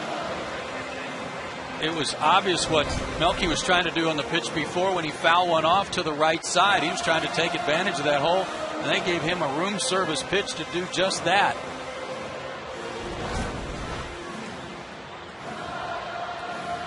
(0-2). He's trying to guard the plate on top of it, but on the 0-1 pitch, he fouled one into the screen, and it was obvious that Melky was trying to go inside out and go to right field. So a break for Atlanta that Randy Wolf obliged by giving him a pitch he could do it on. Braves with consecutive hits for the first time tonight. And Brooks Conrad will pinch hit.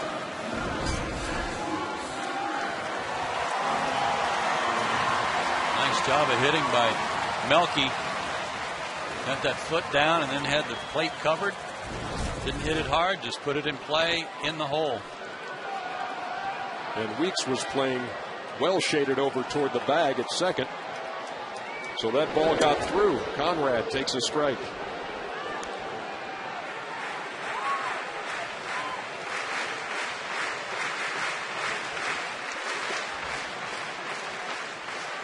Brooks is 0 for his last 9. He'll be a great place to snap out of that. He's thrown in that lollipop a couple of times. That one at 68, 0-2. Most of Brooks's damage has come left-handed.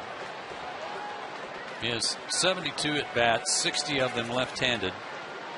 Hitting .267 from the left side, just 2 for 12 as a right-handed hitter with the double.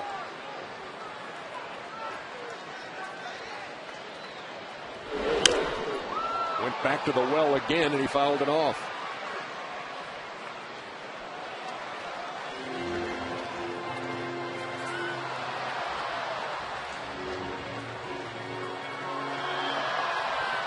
Wolf with only 78 pitches.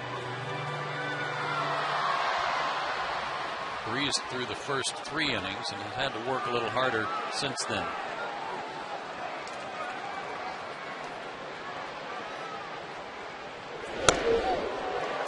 Ran that one in on him. but missed. A ball and 2 strikes.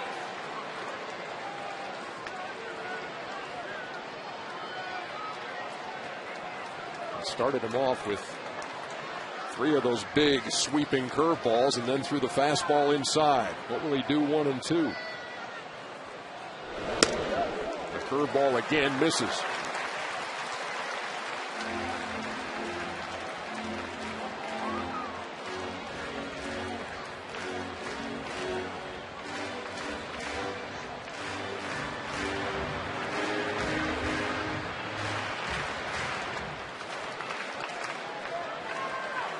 Two-two, right up the middle. Gonzalez will hold, and now he'll score as Gomez kicked it around in center.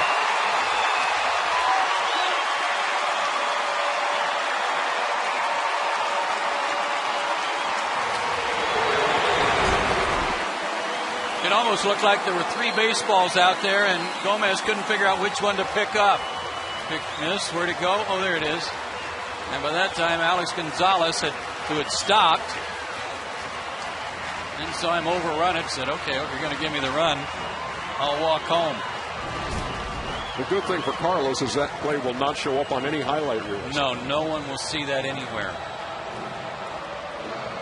For Randy Wolf, a great night's work ends in a frustrating way.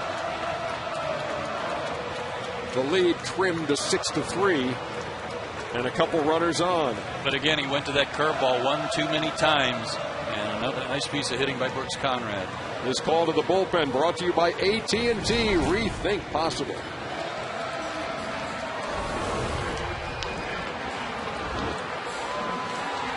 Boy, Todd Coffey is caffeinated.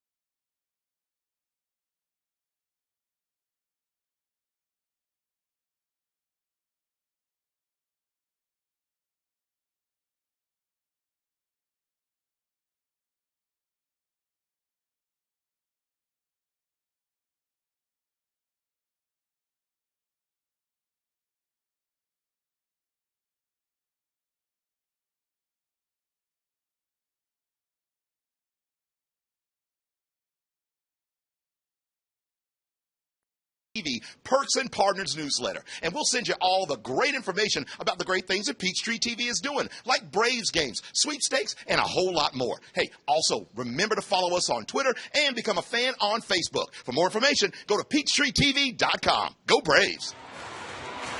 Indeed. Thanks, JJ. A deep breath for Randy Wolf. He battled tonight. He leads 6-3, but a couple of runners out there on base are his, as Todd Coffey has come on. And he was brought in last night and pitched only to Martin Prado in the top of the 7th and got him to ground out. Just off the disabled list. Former Cincinnati Red. So here's deja vu, at least part of that. He's going to face Prado here, with runners at first and second. Nobody out. Braves making some noise here in the home half of the 7th. Prado tripled his last time. Swung at that first pitch and fouled it away. Sitting on that first pitch fastball, mid-90s from Coffey. And we had the radar gun on Coffey running in from the bullpen. That was about 94.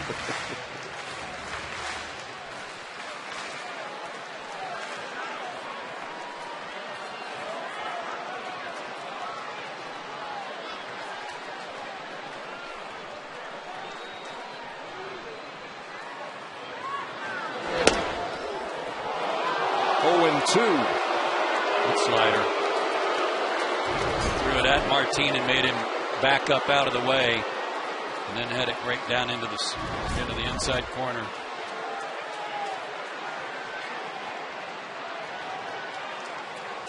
So Prado in protect mode here, down 0-2 in the count.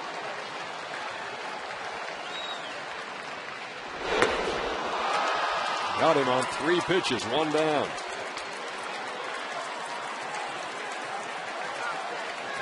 Last night he went to Braddock to come in and pitch to Hayward. Let's see if he does it again. Another good pitch, and that was a breaking ball. Took a little off that one.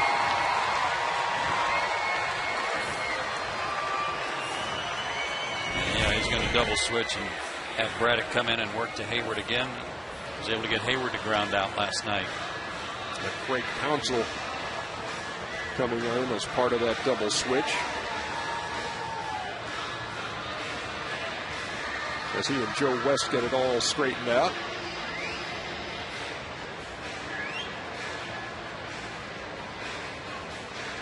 So another call to the bullpen is brought to you by AT&T, and again, rethink possible.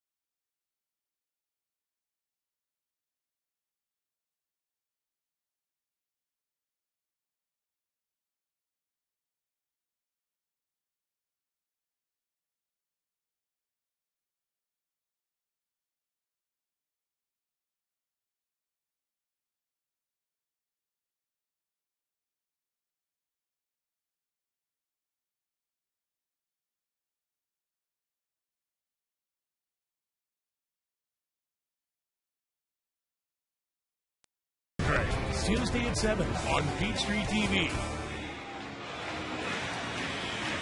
That'll be an entertaining series with San Diego next week, but first things first.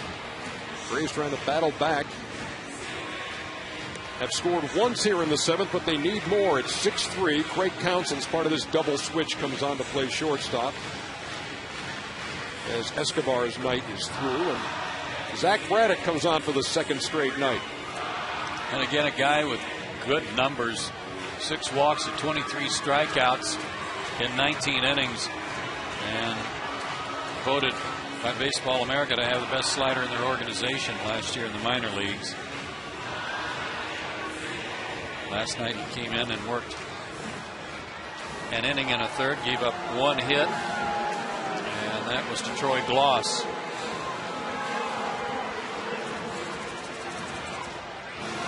Very tough on lefties.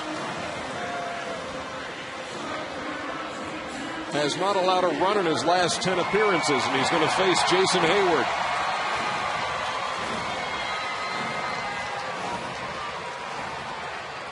Hayward represents the tying run in a 6-3 game. Careful on the first pitch. Jason has swung at the first pitch each of his 3 at-bats tonight. That was against Wolf.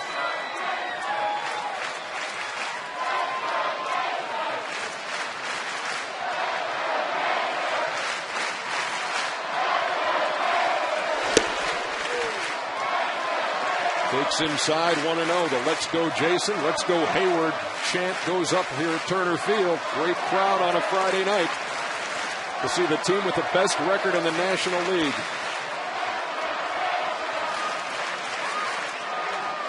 The 1-0.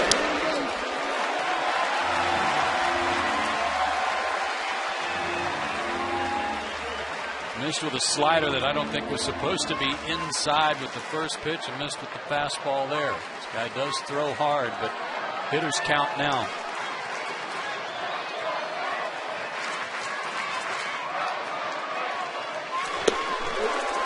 Hayward takes low, 3-0.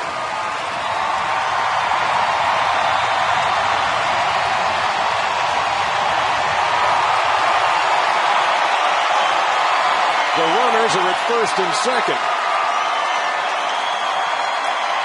The count is 3-0. Hayward waits. They're loaded.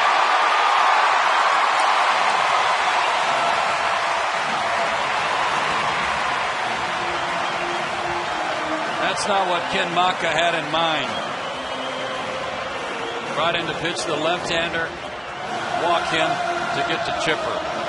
Because you leave the manager no real recourse. You want him to bat left or right.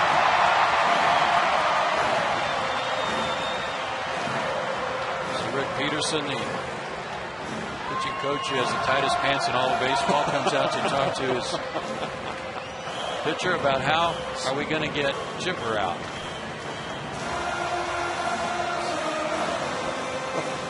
They're snug. And it's a tight spot for the Brewers, too. Bases loaded. Their lead is 3, and Chipper Jones is at the plate. This was pretty much a season changer right here. A grand slam by Martin Prado in Milwaukee that really got the offense going and got the Braves as a team going. And they got the bases loaded here. Chipper Jones, center stage.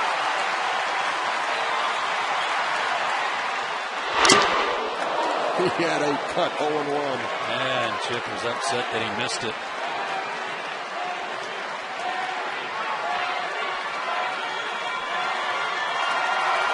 And he's grabbing at his hamstring and walking around a little bit before he gets back in the box. Last grand slam, October 2001 against Florida.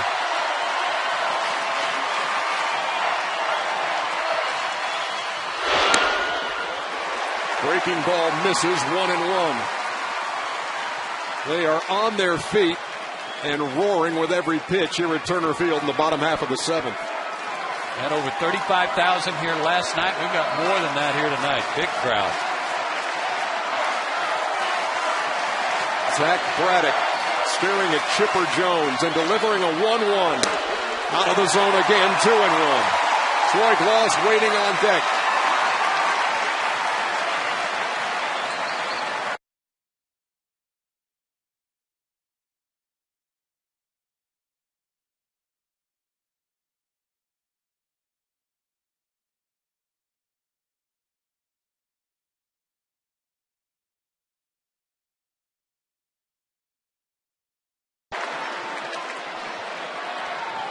Just wanted to see if your TV sets were working.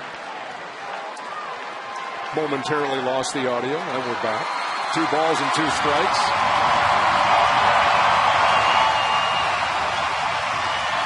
He's having trouble getting that slider over. They'd like to try and throw another one here. With the count 2-2, try a backdoor perhaps, but he can't get it over. Keep an eye on Katara, see where he sets up. One away.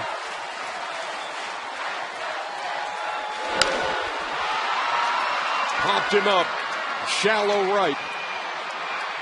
Infield fly rule in effect. That's 2 down. And Chipper is a little gimpy over there as he heads to the dugout. Started on the first swing, very first pitch to him. He swung hard and came out of the box.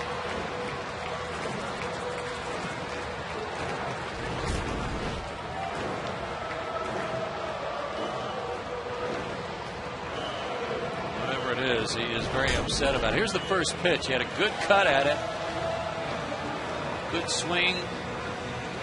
But limped out of the box and kind of grabbed at the back of his left leg.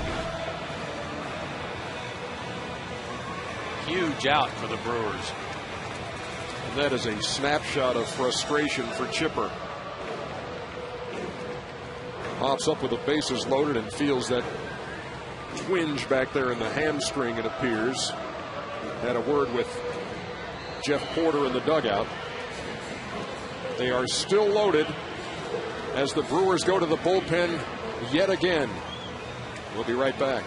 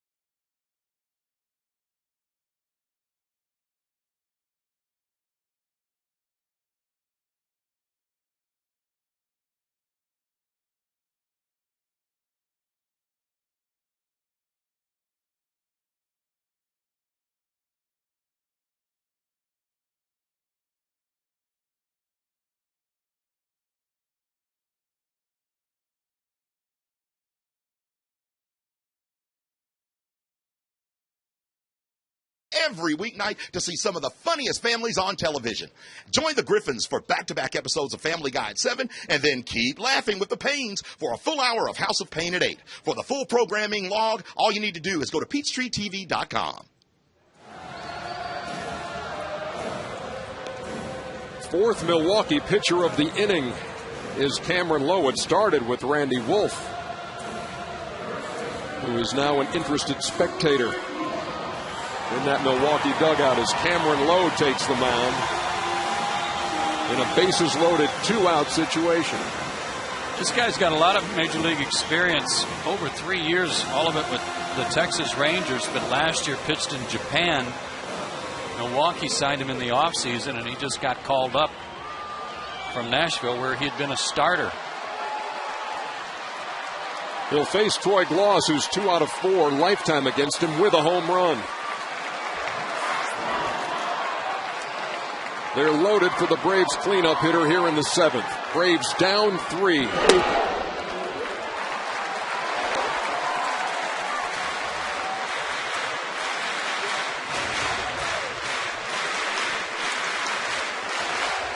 Troy has walked, doubled, and flied to center.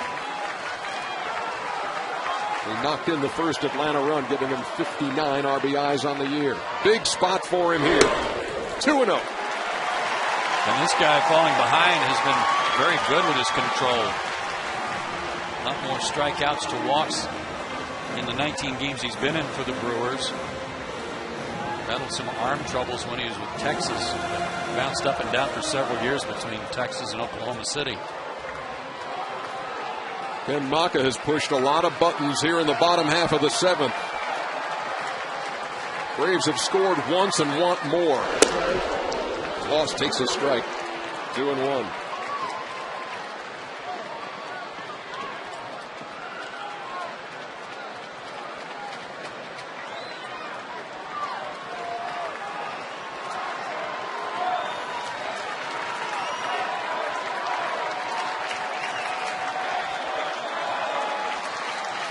That last pitch, kind of a get-over fastball, really just to get one in there.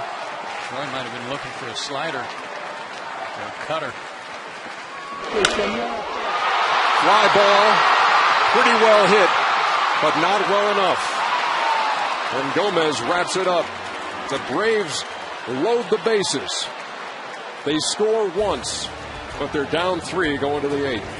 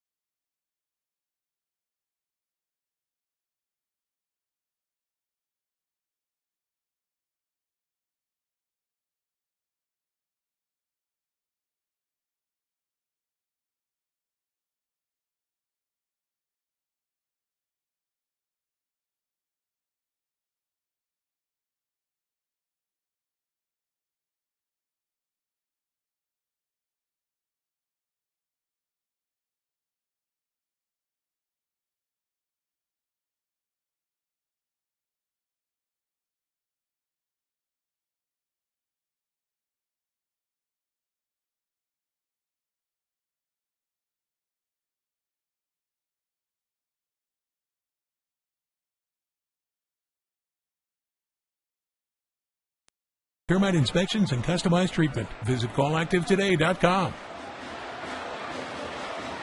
7 innings in the books. Milwaukee continues to lead 6-3. And we head to the top half of the 8th inning. Brooks Conrad moves to third. Chipper's night is done. Kenshin Kawakami, who has not pitched in a while. Now a member of the Atlanta bullpen. This will be his first appearance out of the pen. Last time he pitched June 26th against Detroit. So you figured him to be a little rusty, just getting his bearings against live hitters. A lot different than it is just pitching in the bullpen and trying to stay sharp. Well, this game is so much about opportunities, and the Braves had a golden one in the last inning. Bases loaded, 1 out, with already a run in, and couldn't do any more damage. Ken Maka opened up a can of pitchers and limited the damage to 1 run in the 7th.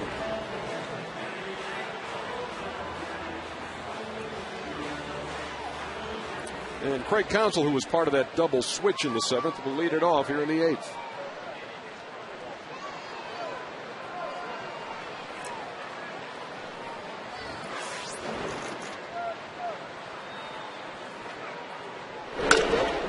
Swings at the first pitch from Kawakami and fouls it off.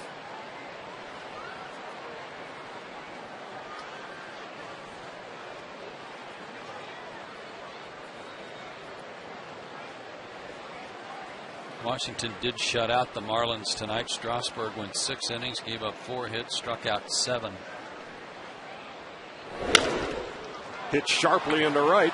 Counsell's on.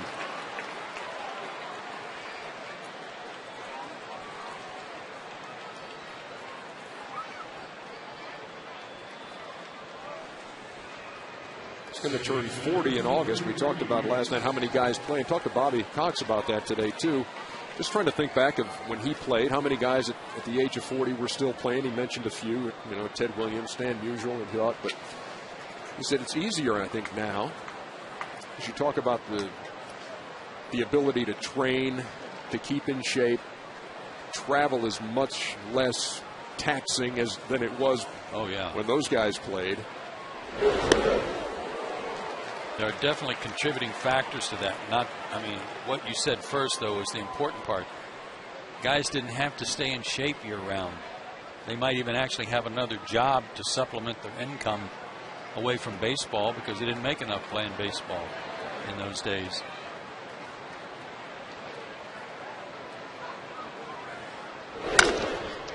Another sharply hit ball, this one into left. And they're at first and second. Ricky Weeks, a couple of hits tonight.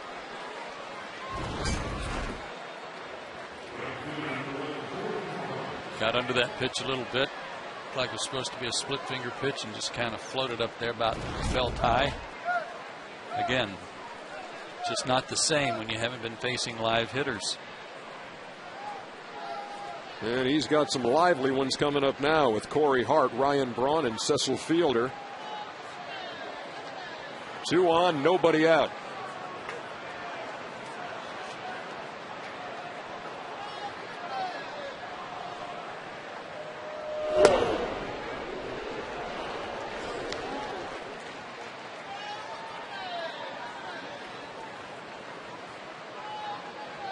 If we get a report on Chipper, we will let you know. But it appeared to be a muscle strain in his left leg.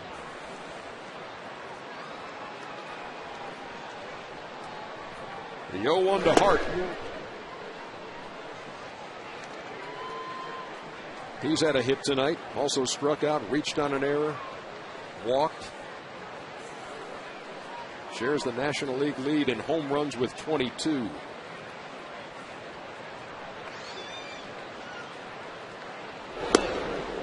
Oh, just missed.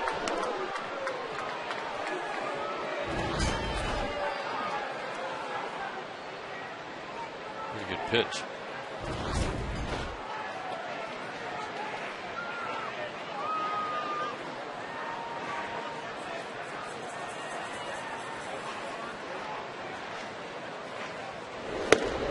Took something off, 2-2.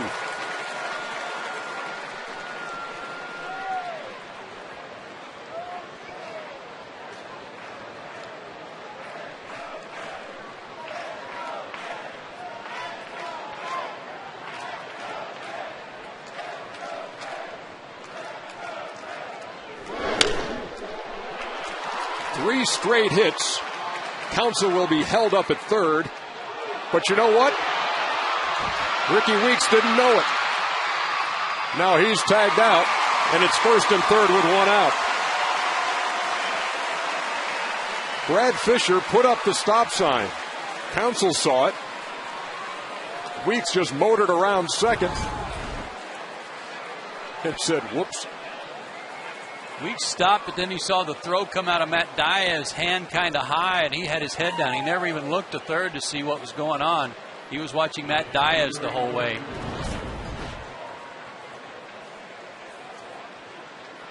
Well, there's a break.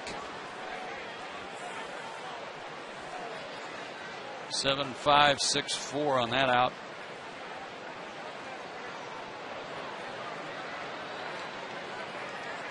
Now here's Braun with runners at first and third. Now if you get a double play ball, you get out of here with no damage. Fly ball still scores a run.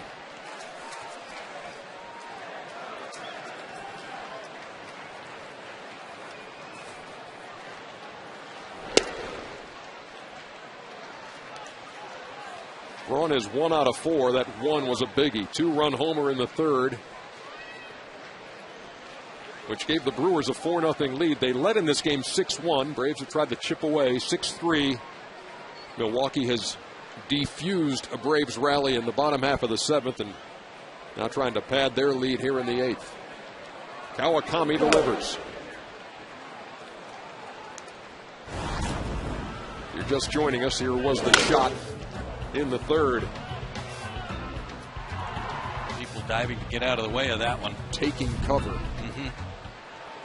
Unintentionally taking cover.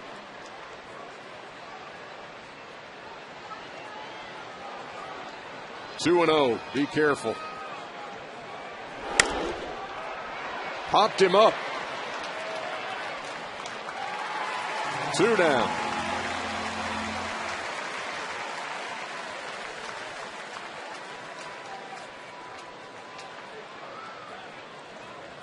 That's a huge out. Be very deflating after even getting the 1 run last inning to cut the lead to 3 to come right back and give up some more. Kawakami's never pitched against the Brewers before. This is their first look at him, so they have gone up there swinging. But again, he's rusty. Couldn't get the ball down to the first couple of hitters. Fielder takes inside 1-0. He's been called out on strikes twice. Grounded to first and was hit by a pitch.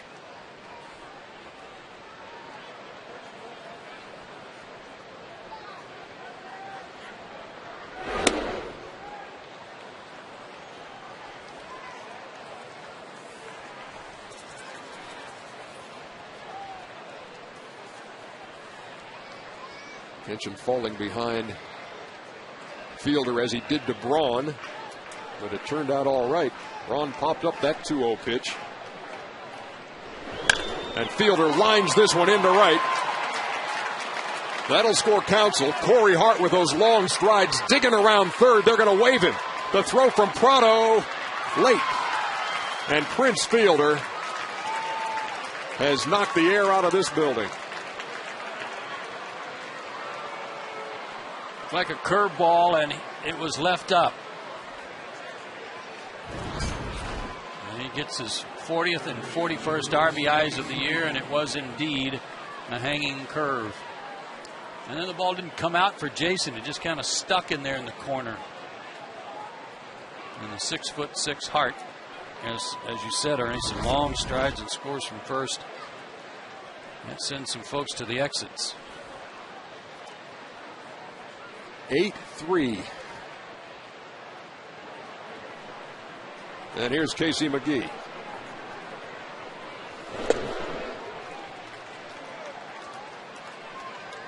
All about those opportunities. Well, you're in position to maybe tie that game in the last inning.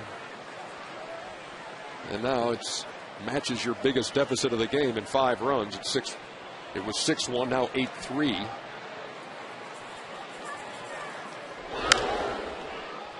Last night the Brewers were 1 for 14 with men on base. Tonight they're 8 for 22. What a difference. But 22 at bats with men on base, that says something. They have 14 hits tonight.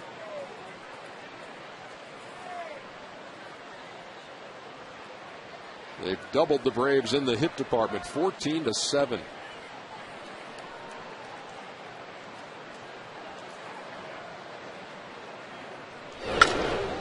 That ball's rifled to left. Fielder rounds third. The throw from Diaz will be just late. Gets away. McGee stays at first. And it's 9-3.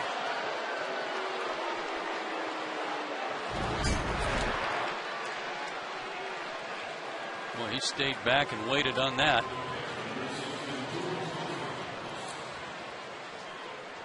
That Diaz not willing to give up on anything, rifles that one home, and like McCann got on the wrong side of the fielder there and got shielded a little bit on the throw.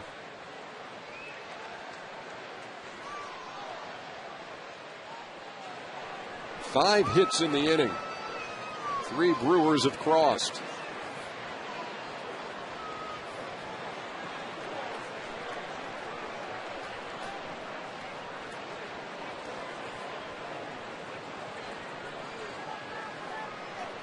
Kenshin Kawakami's return to live bats has been no fun.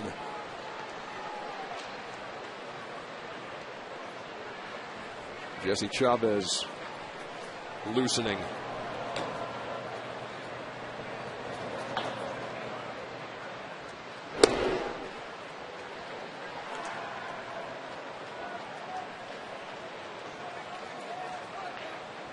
Nine runs on 15 hits for the Milwaukee Brewers. What was the word you used last night about their offense? Inconsistent? Yeah. 1 run last night on a solo homer in the first inning. Tonight only 1 long ball, that by Ryan Braun. This one skied right along the line and left. Diaz over and makes the play, but plenty of damage done by the Brew Crew in the 8th. 3 more runs across. It's 9-3 as we go to the bottom of the 8th.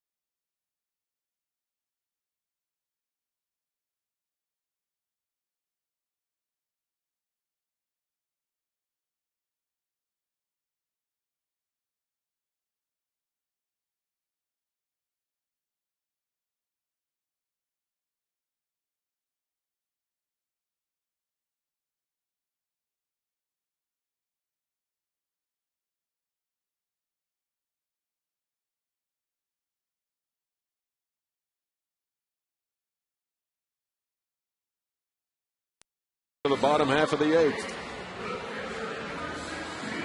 And time for the know-how question of the game, built by the Home Depot, and it comes from Rufus tonight, who wants to know, where did the term innings come from?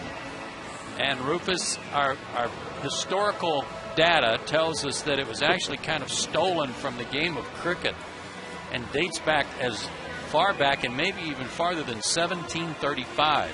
And basically it refers to, if you boil it down, when you come in to hit your inning, you're coming in to hit. And to extrapolate that out, that's how it all evolved into an inning as a separation. Let me just say this. Let me hope that that is the only thing that baseball steals from cricket. Yes.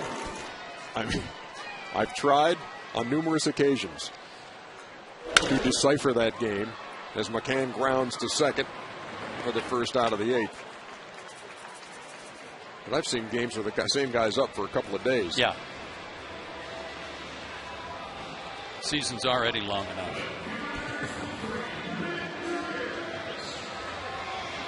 So 1 down here in the 8th.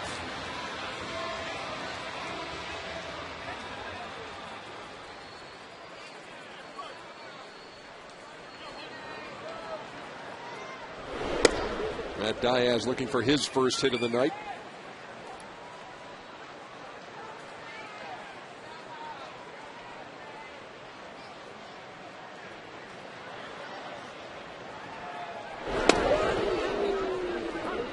An inning ago, the Braves fans were on their feet here. The bases were loaded. They were down 3, 1 out. Chipper Jones at the plate. Chipper could not deliver. Let's hope that it's just a mild strain of whatever knocked him out of the game. Looked like his left leg maybe strained a hammy a little bit. Stretched it out some in that first swing that he took from Braddock. If you want to look ahead, the good thing is that ball hit back to the mound. The bat's all over the place. Yeah, what did it hit? I guess it just took a piece out of the end of it. Anyway, they've got 2 left-handers going the next 2 days, Narveson and Parra. Braves certainly have great depth on the bench in either Conrad or Infante, who could play third base. So if there's a need to give Chipper a couple of days rest for that leg, if it's something that requires some rest, that works out pretty well that way. 2 up and 2 down here in the 8th for Alex Gonzalez. Look out. And that nipped him, and he'll reach.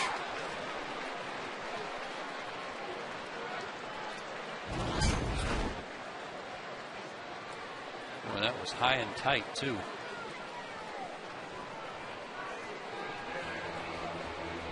Hopefully just a grazing blow.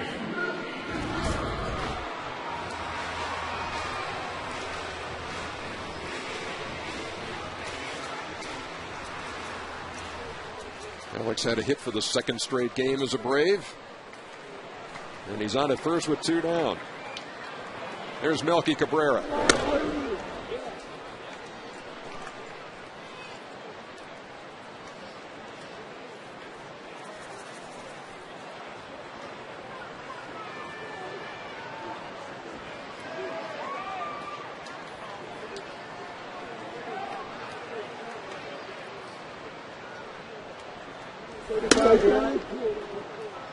High from low, 2-0.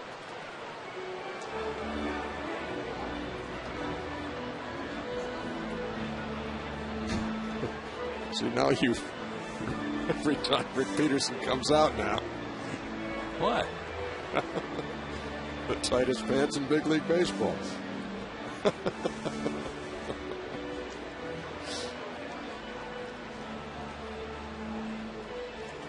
He wanted to go out and loosen Lowe up because it's 9-3, and he hit a guy, and he's 2-0 to the next guy.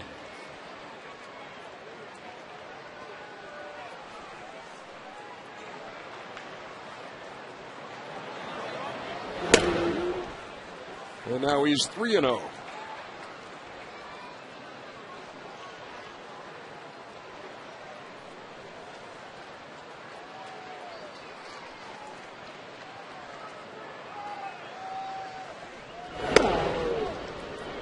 We can only hope that on Sunday the Braves will have scored a bunch of runs and gotten into the Brewers bullpen, and you'll have Lowe pitching to Lowe. LOE to LOWE. 3-2 from the 6'8", 228-pound Brewers right-hander.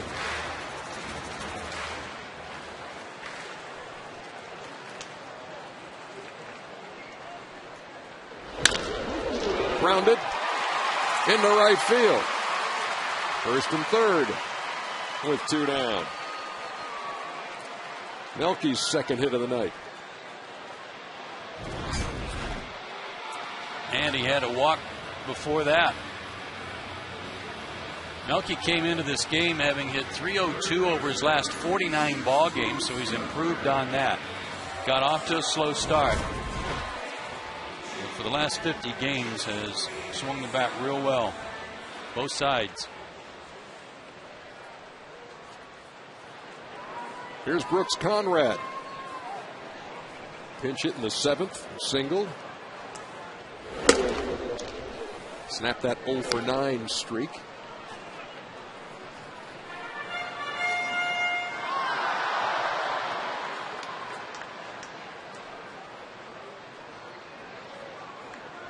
Lowe retired the first 2 hitters on ground balls.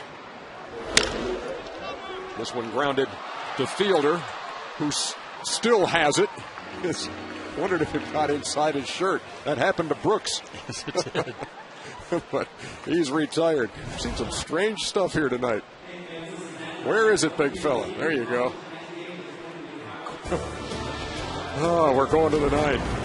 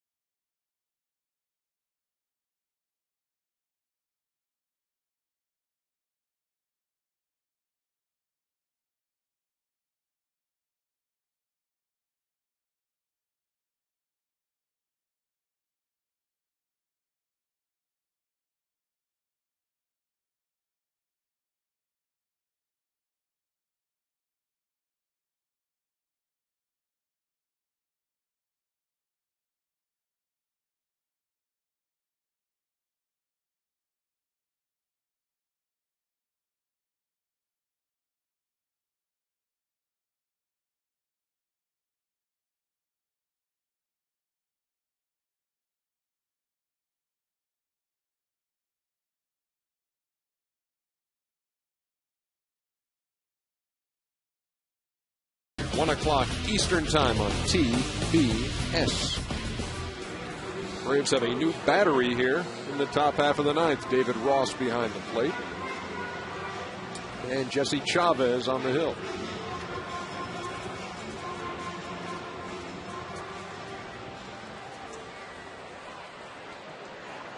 He is the 5th Atlanta pitcher of the night. Started with Tommy Hanson, who worked 5.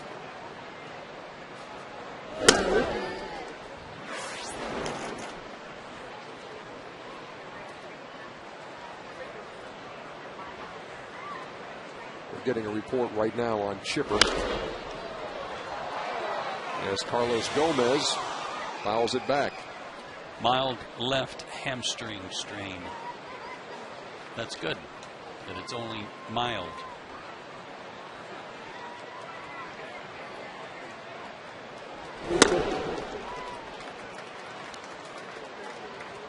But to repeat, a couple of lefties coming up over the weekend for Milwaukee. That will give Bobby the flexibility if he needs to rest Chipper for a couple of days with that leg, to allow Infante or Conrad to play third. That was the swing it happened on, and he walked out of the box and kind of grabbed the back of his leg and may have aggravated it further on subsequent swings, because he was really limping to first on the pop-up. And you could tell, I don't know if we can show that again, maybe overkill on it, but when he did take the swing, you saw on a tighter shot as Gomez lines his third hit of the night to left. You could see the look on Chipper's face too, and kind of a rolling of the eyes, and kind of threw his head back like, I know what this is. Watch it.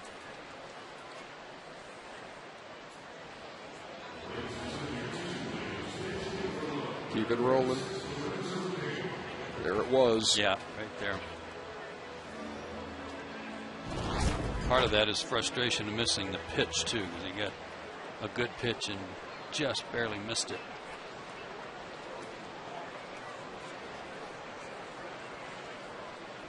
After the leadoff double by Gomez, this is Lorenzo Cain, and this is his big league debut. Just called up from Nashville. He was born in Valdosta. And it looked like his debut would come earlier. In their last homestand, they called him up because they're going to put Gallardo on the DL. But they put Doug Davis on the active roster instead.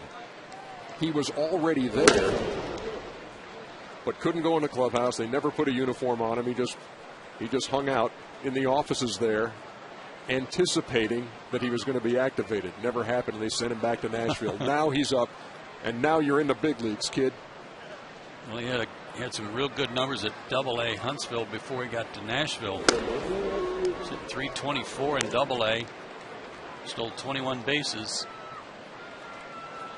and had played in 10 games at Nashville. So congratulations to him.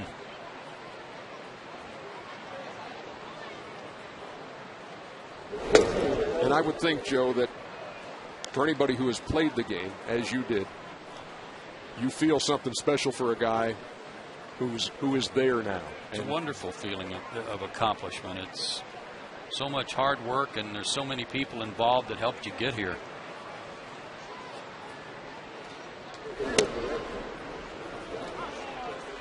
Three balls and 2 strikes. And there's a story in Pittsburgh this week, too. It's one of those that makes you feel good when you see a 30-year-old like Eric Kratz, who is finally in a big league clubhouse. That ball is scorched to left, and Matt Diaz makes the play. A blue star in left for Matty. And a hang with him for Lorenzo Cain out of Valdosta, Georgia, in his first big league at bat. You can't hit it any harder than that. I don't see that much in double and triple A. What a good play by Diaz here, and he came up throwing too.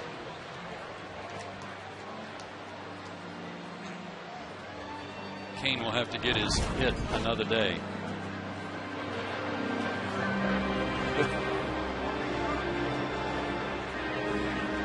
And smiles in that Brewer dugout. Ryan Braun talking to the kid. Back to the story about Eric Kratz.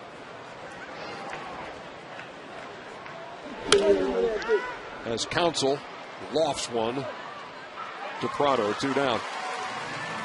He's playing in the AAA All-Star game, and then he gets the word, and the manager of the All-Star team just walks up to him and says, "You want to play another inning here? You want to go to the bigs?" Thought he was joking. Said, "You got the call." And they interviewed him on MLB TV in the course of that game, and he was just beside himself, so thrilled that he was getting the call, and said, "I'm going to have to cut the interview off. I need to go up in the stands and tell my wife the good news." And he is in Pittsburgh now in uniform. Did not play tonight as the Pirates played the Astros, but just one of those stick-to-it stories that you love to hear. That's grounded to third. Look at that play by Brooks Conrad. A couple of blue stars here in the top of the ninth.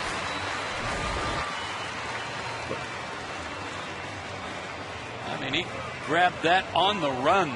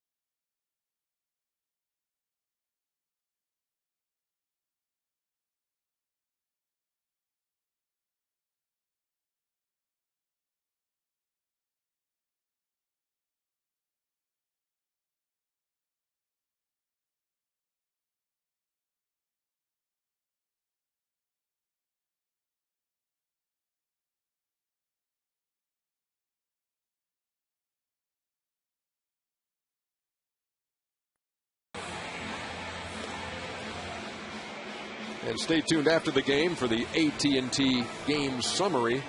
AT&T Rethink Possible. The all-time saves leader is on. This is not a save situation, but Trevor Hoffman is in the game. And he's lost his closer role here on this Brewer team. Another 40-something player in the big leagues. He's 42. Blown 5 saves, and that's more than he blew all of last year for Milwaukee. 5 for 10 on the year.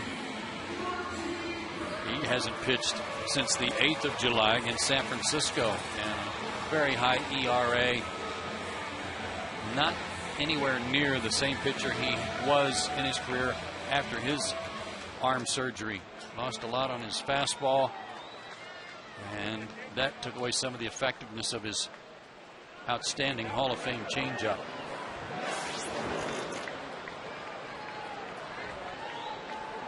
Martin Prado leads it off in the ninth and swings at the first pitch. Corey Hart has room in right, 1 down.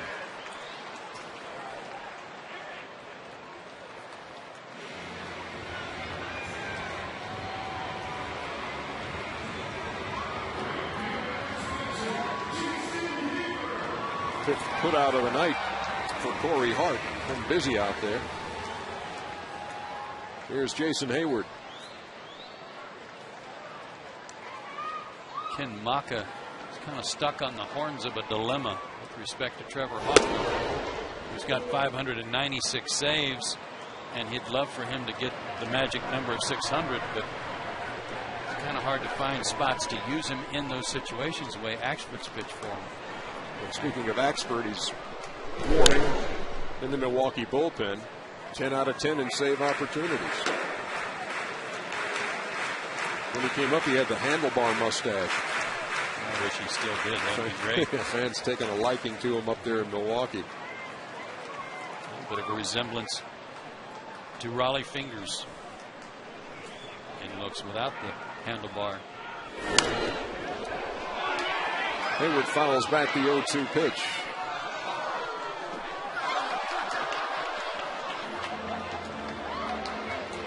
Milwaukee 2 outs away from evening this 4-game series at a game apiece.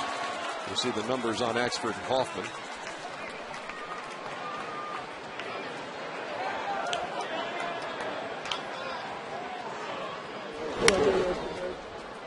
There was the change-up, but Jason able to make the adjustment. I mean, his fastball is about 85 to 86, and then the change-up. So The difference between those two, not nearly as great as it used to be before he hurt his arm.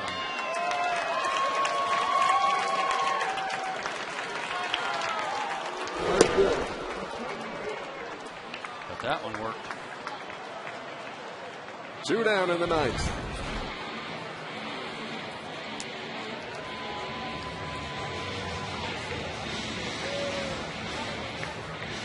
Sinking action on the changeup, diving down and away from Jason.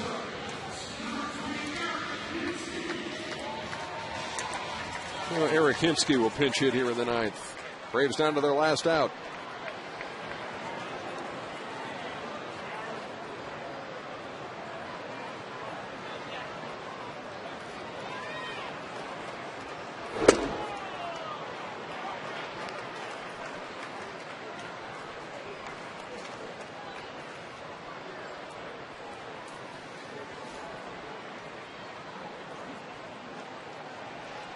Tim Hudson and Chris Narveson in Game 3 of this series on Saturday. Derek Lowe and Manny Parra on Sunday. Monday's off and the San Diego Padres come to town.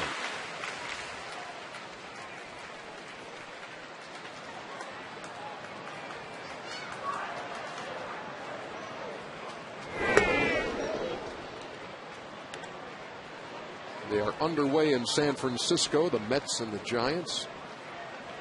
Phillies already lost today. Barry Zito pitching for the Giants. See if he can duplicate what Tim Lincecum did last night to New York, which gave the Braves their 5-game lead.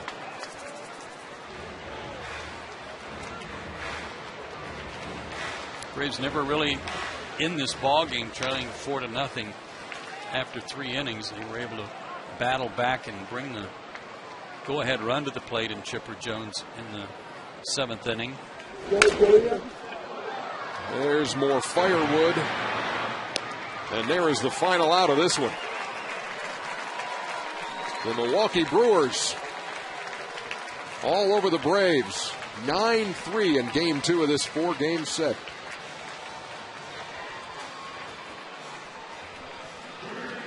We will come back and wrap this one up right after this.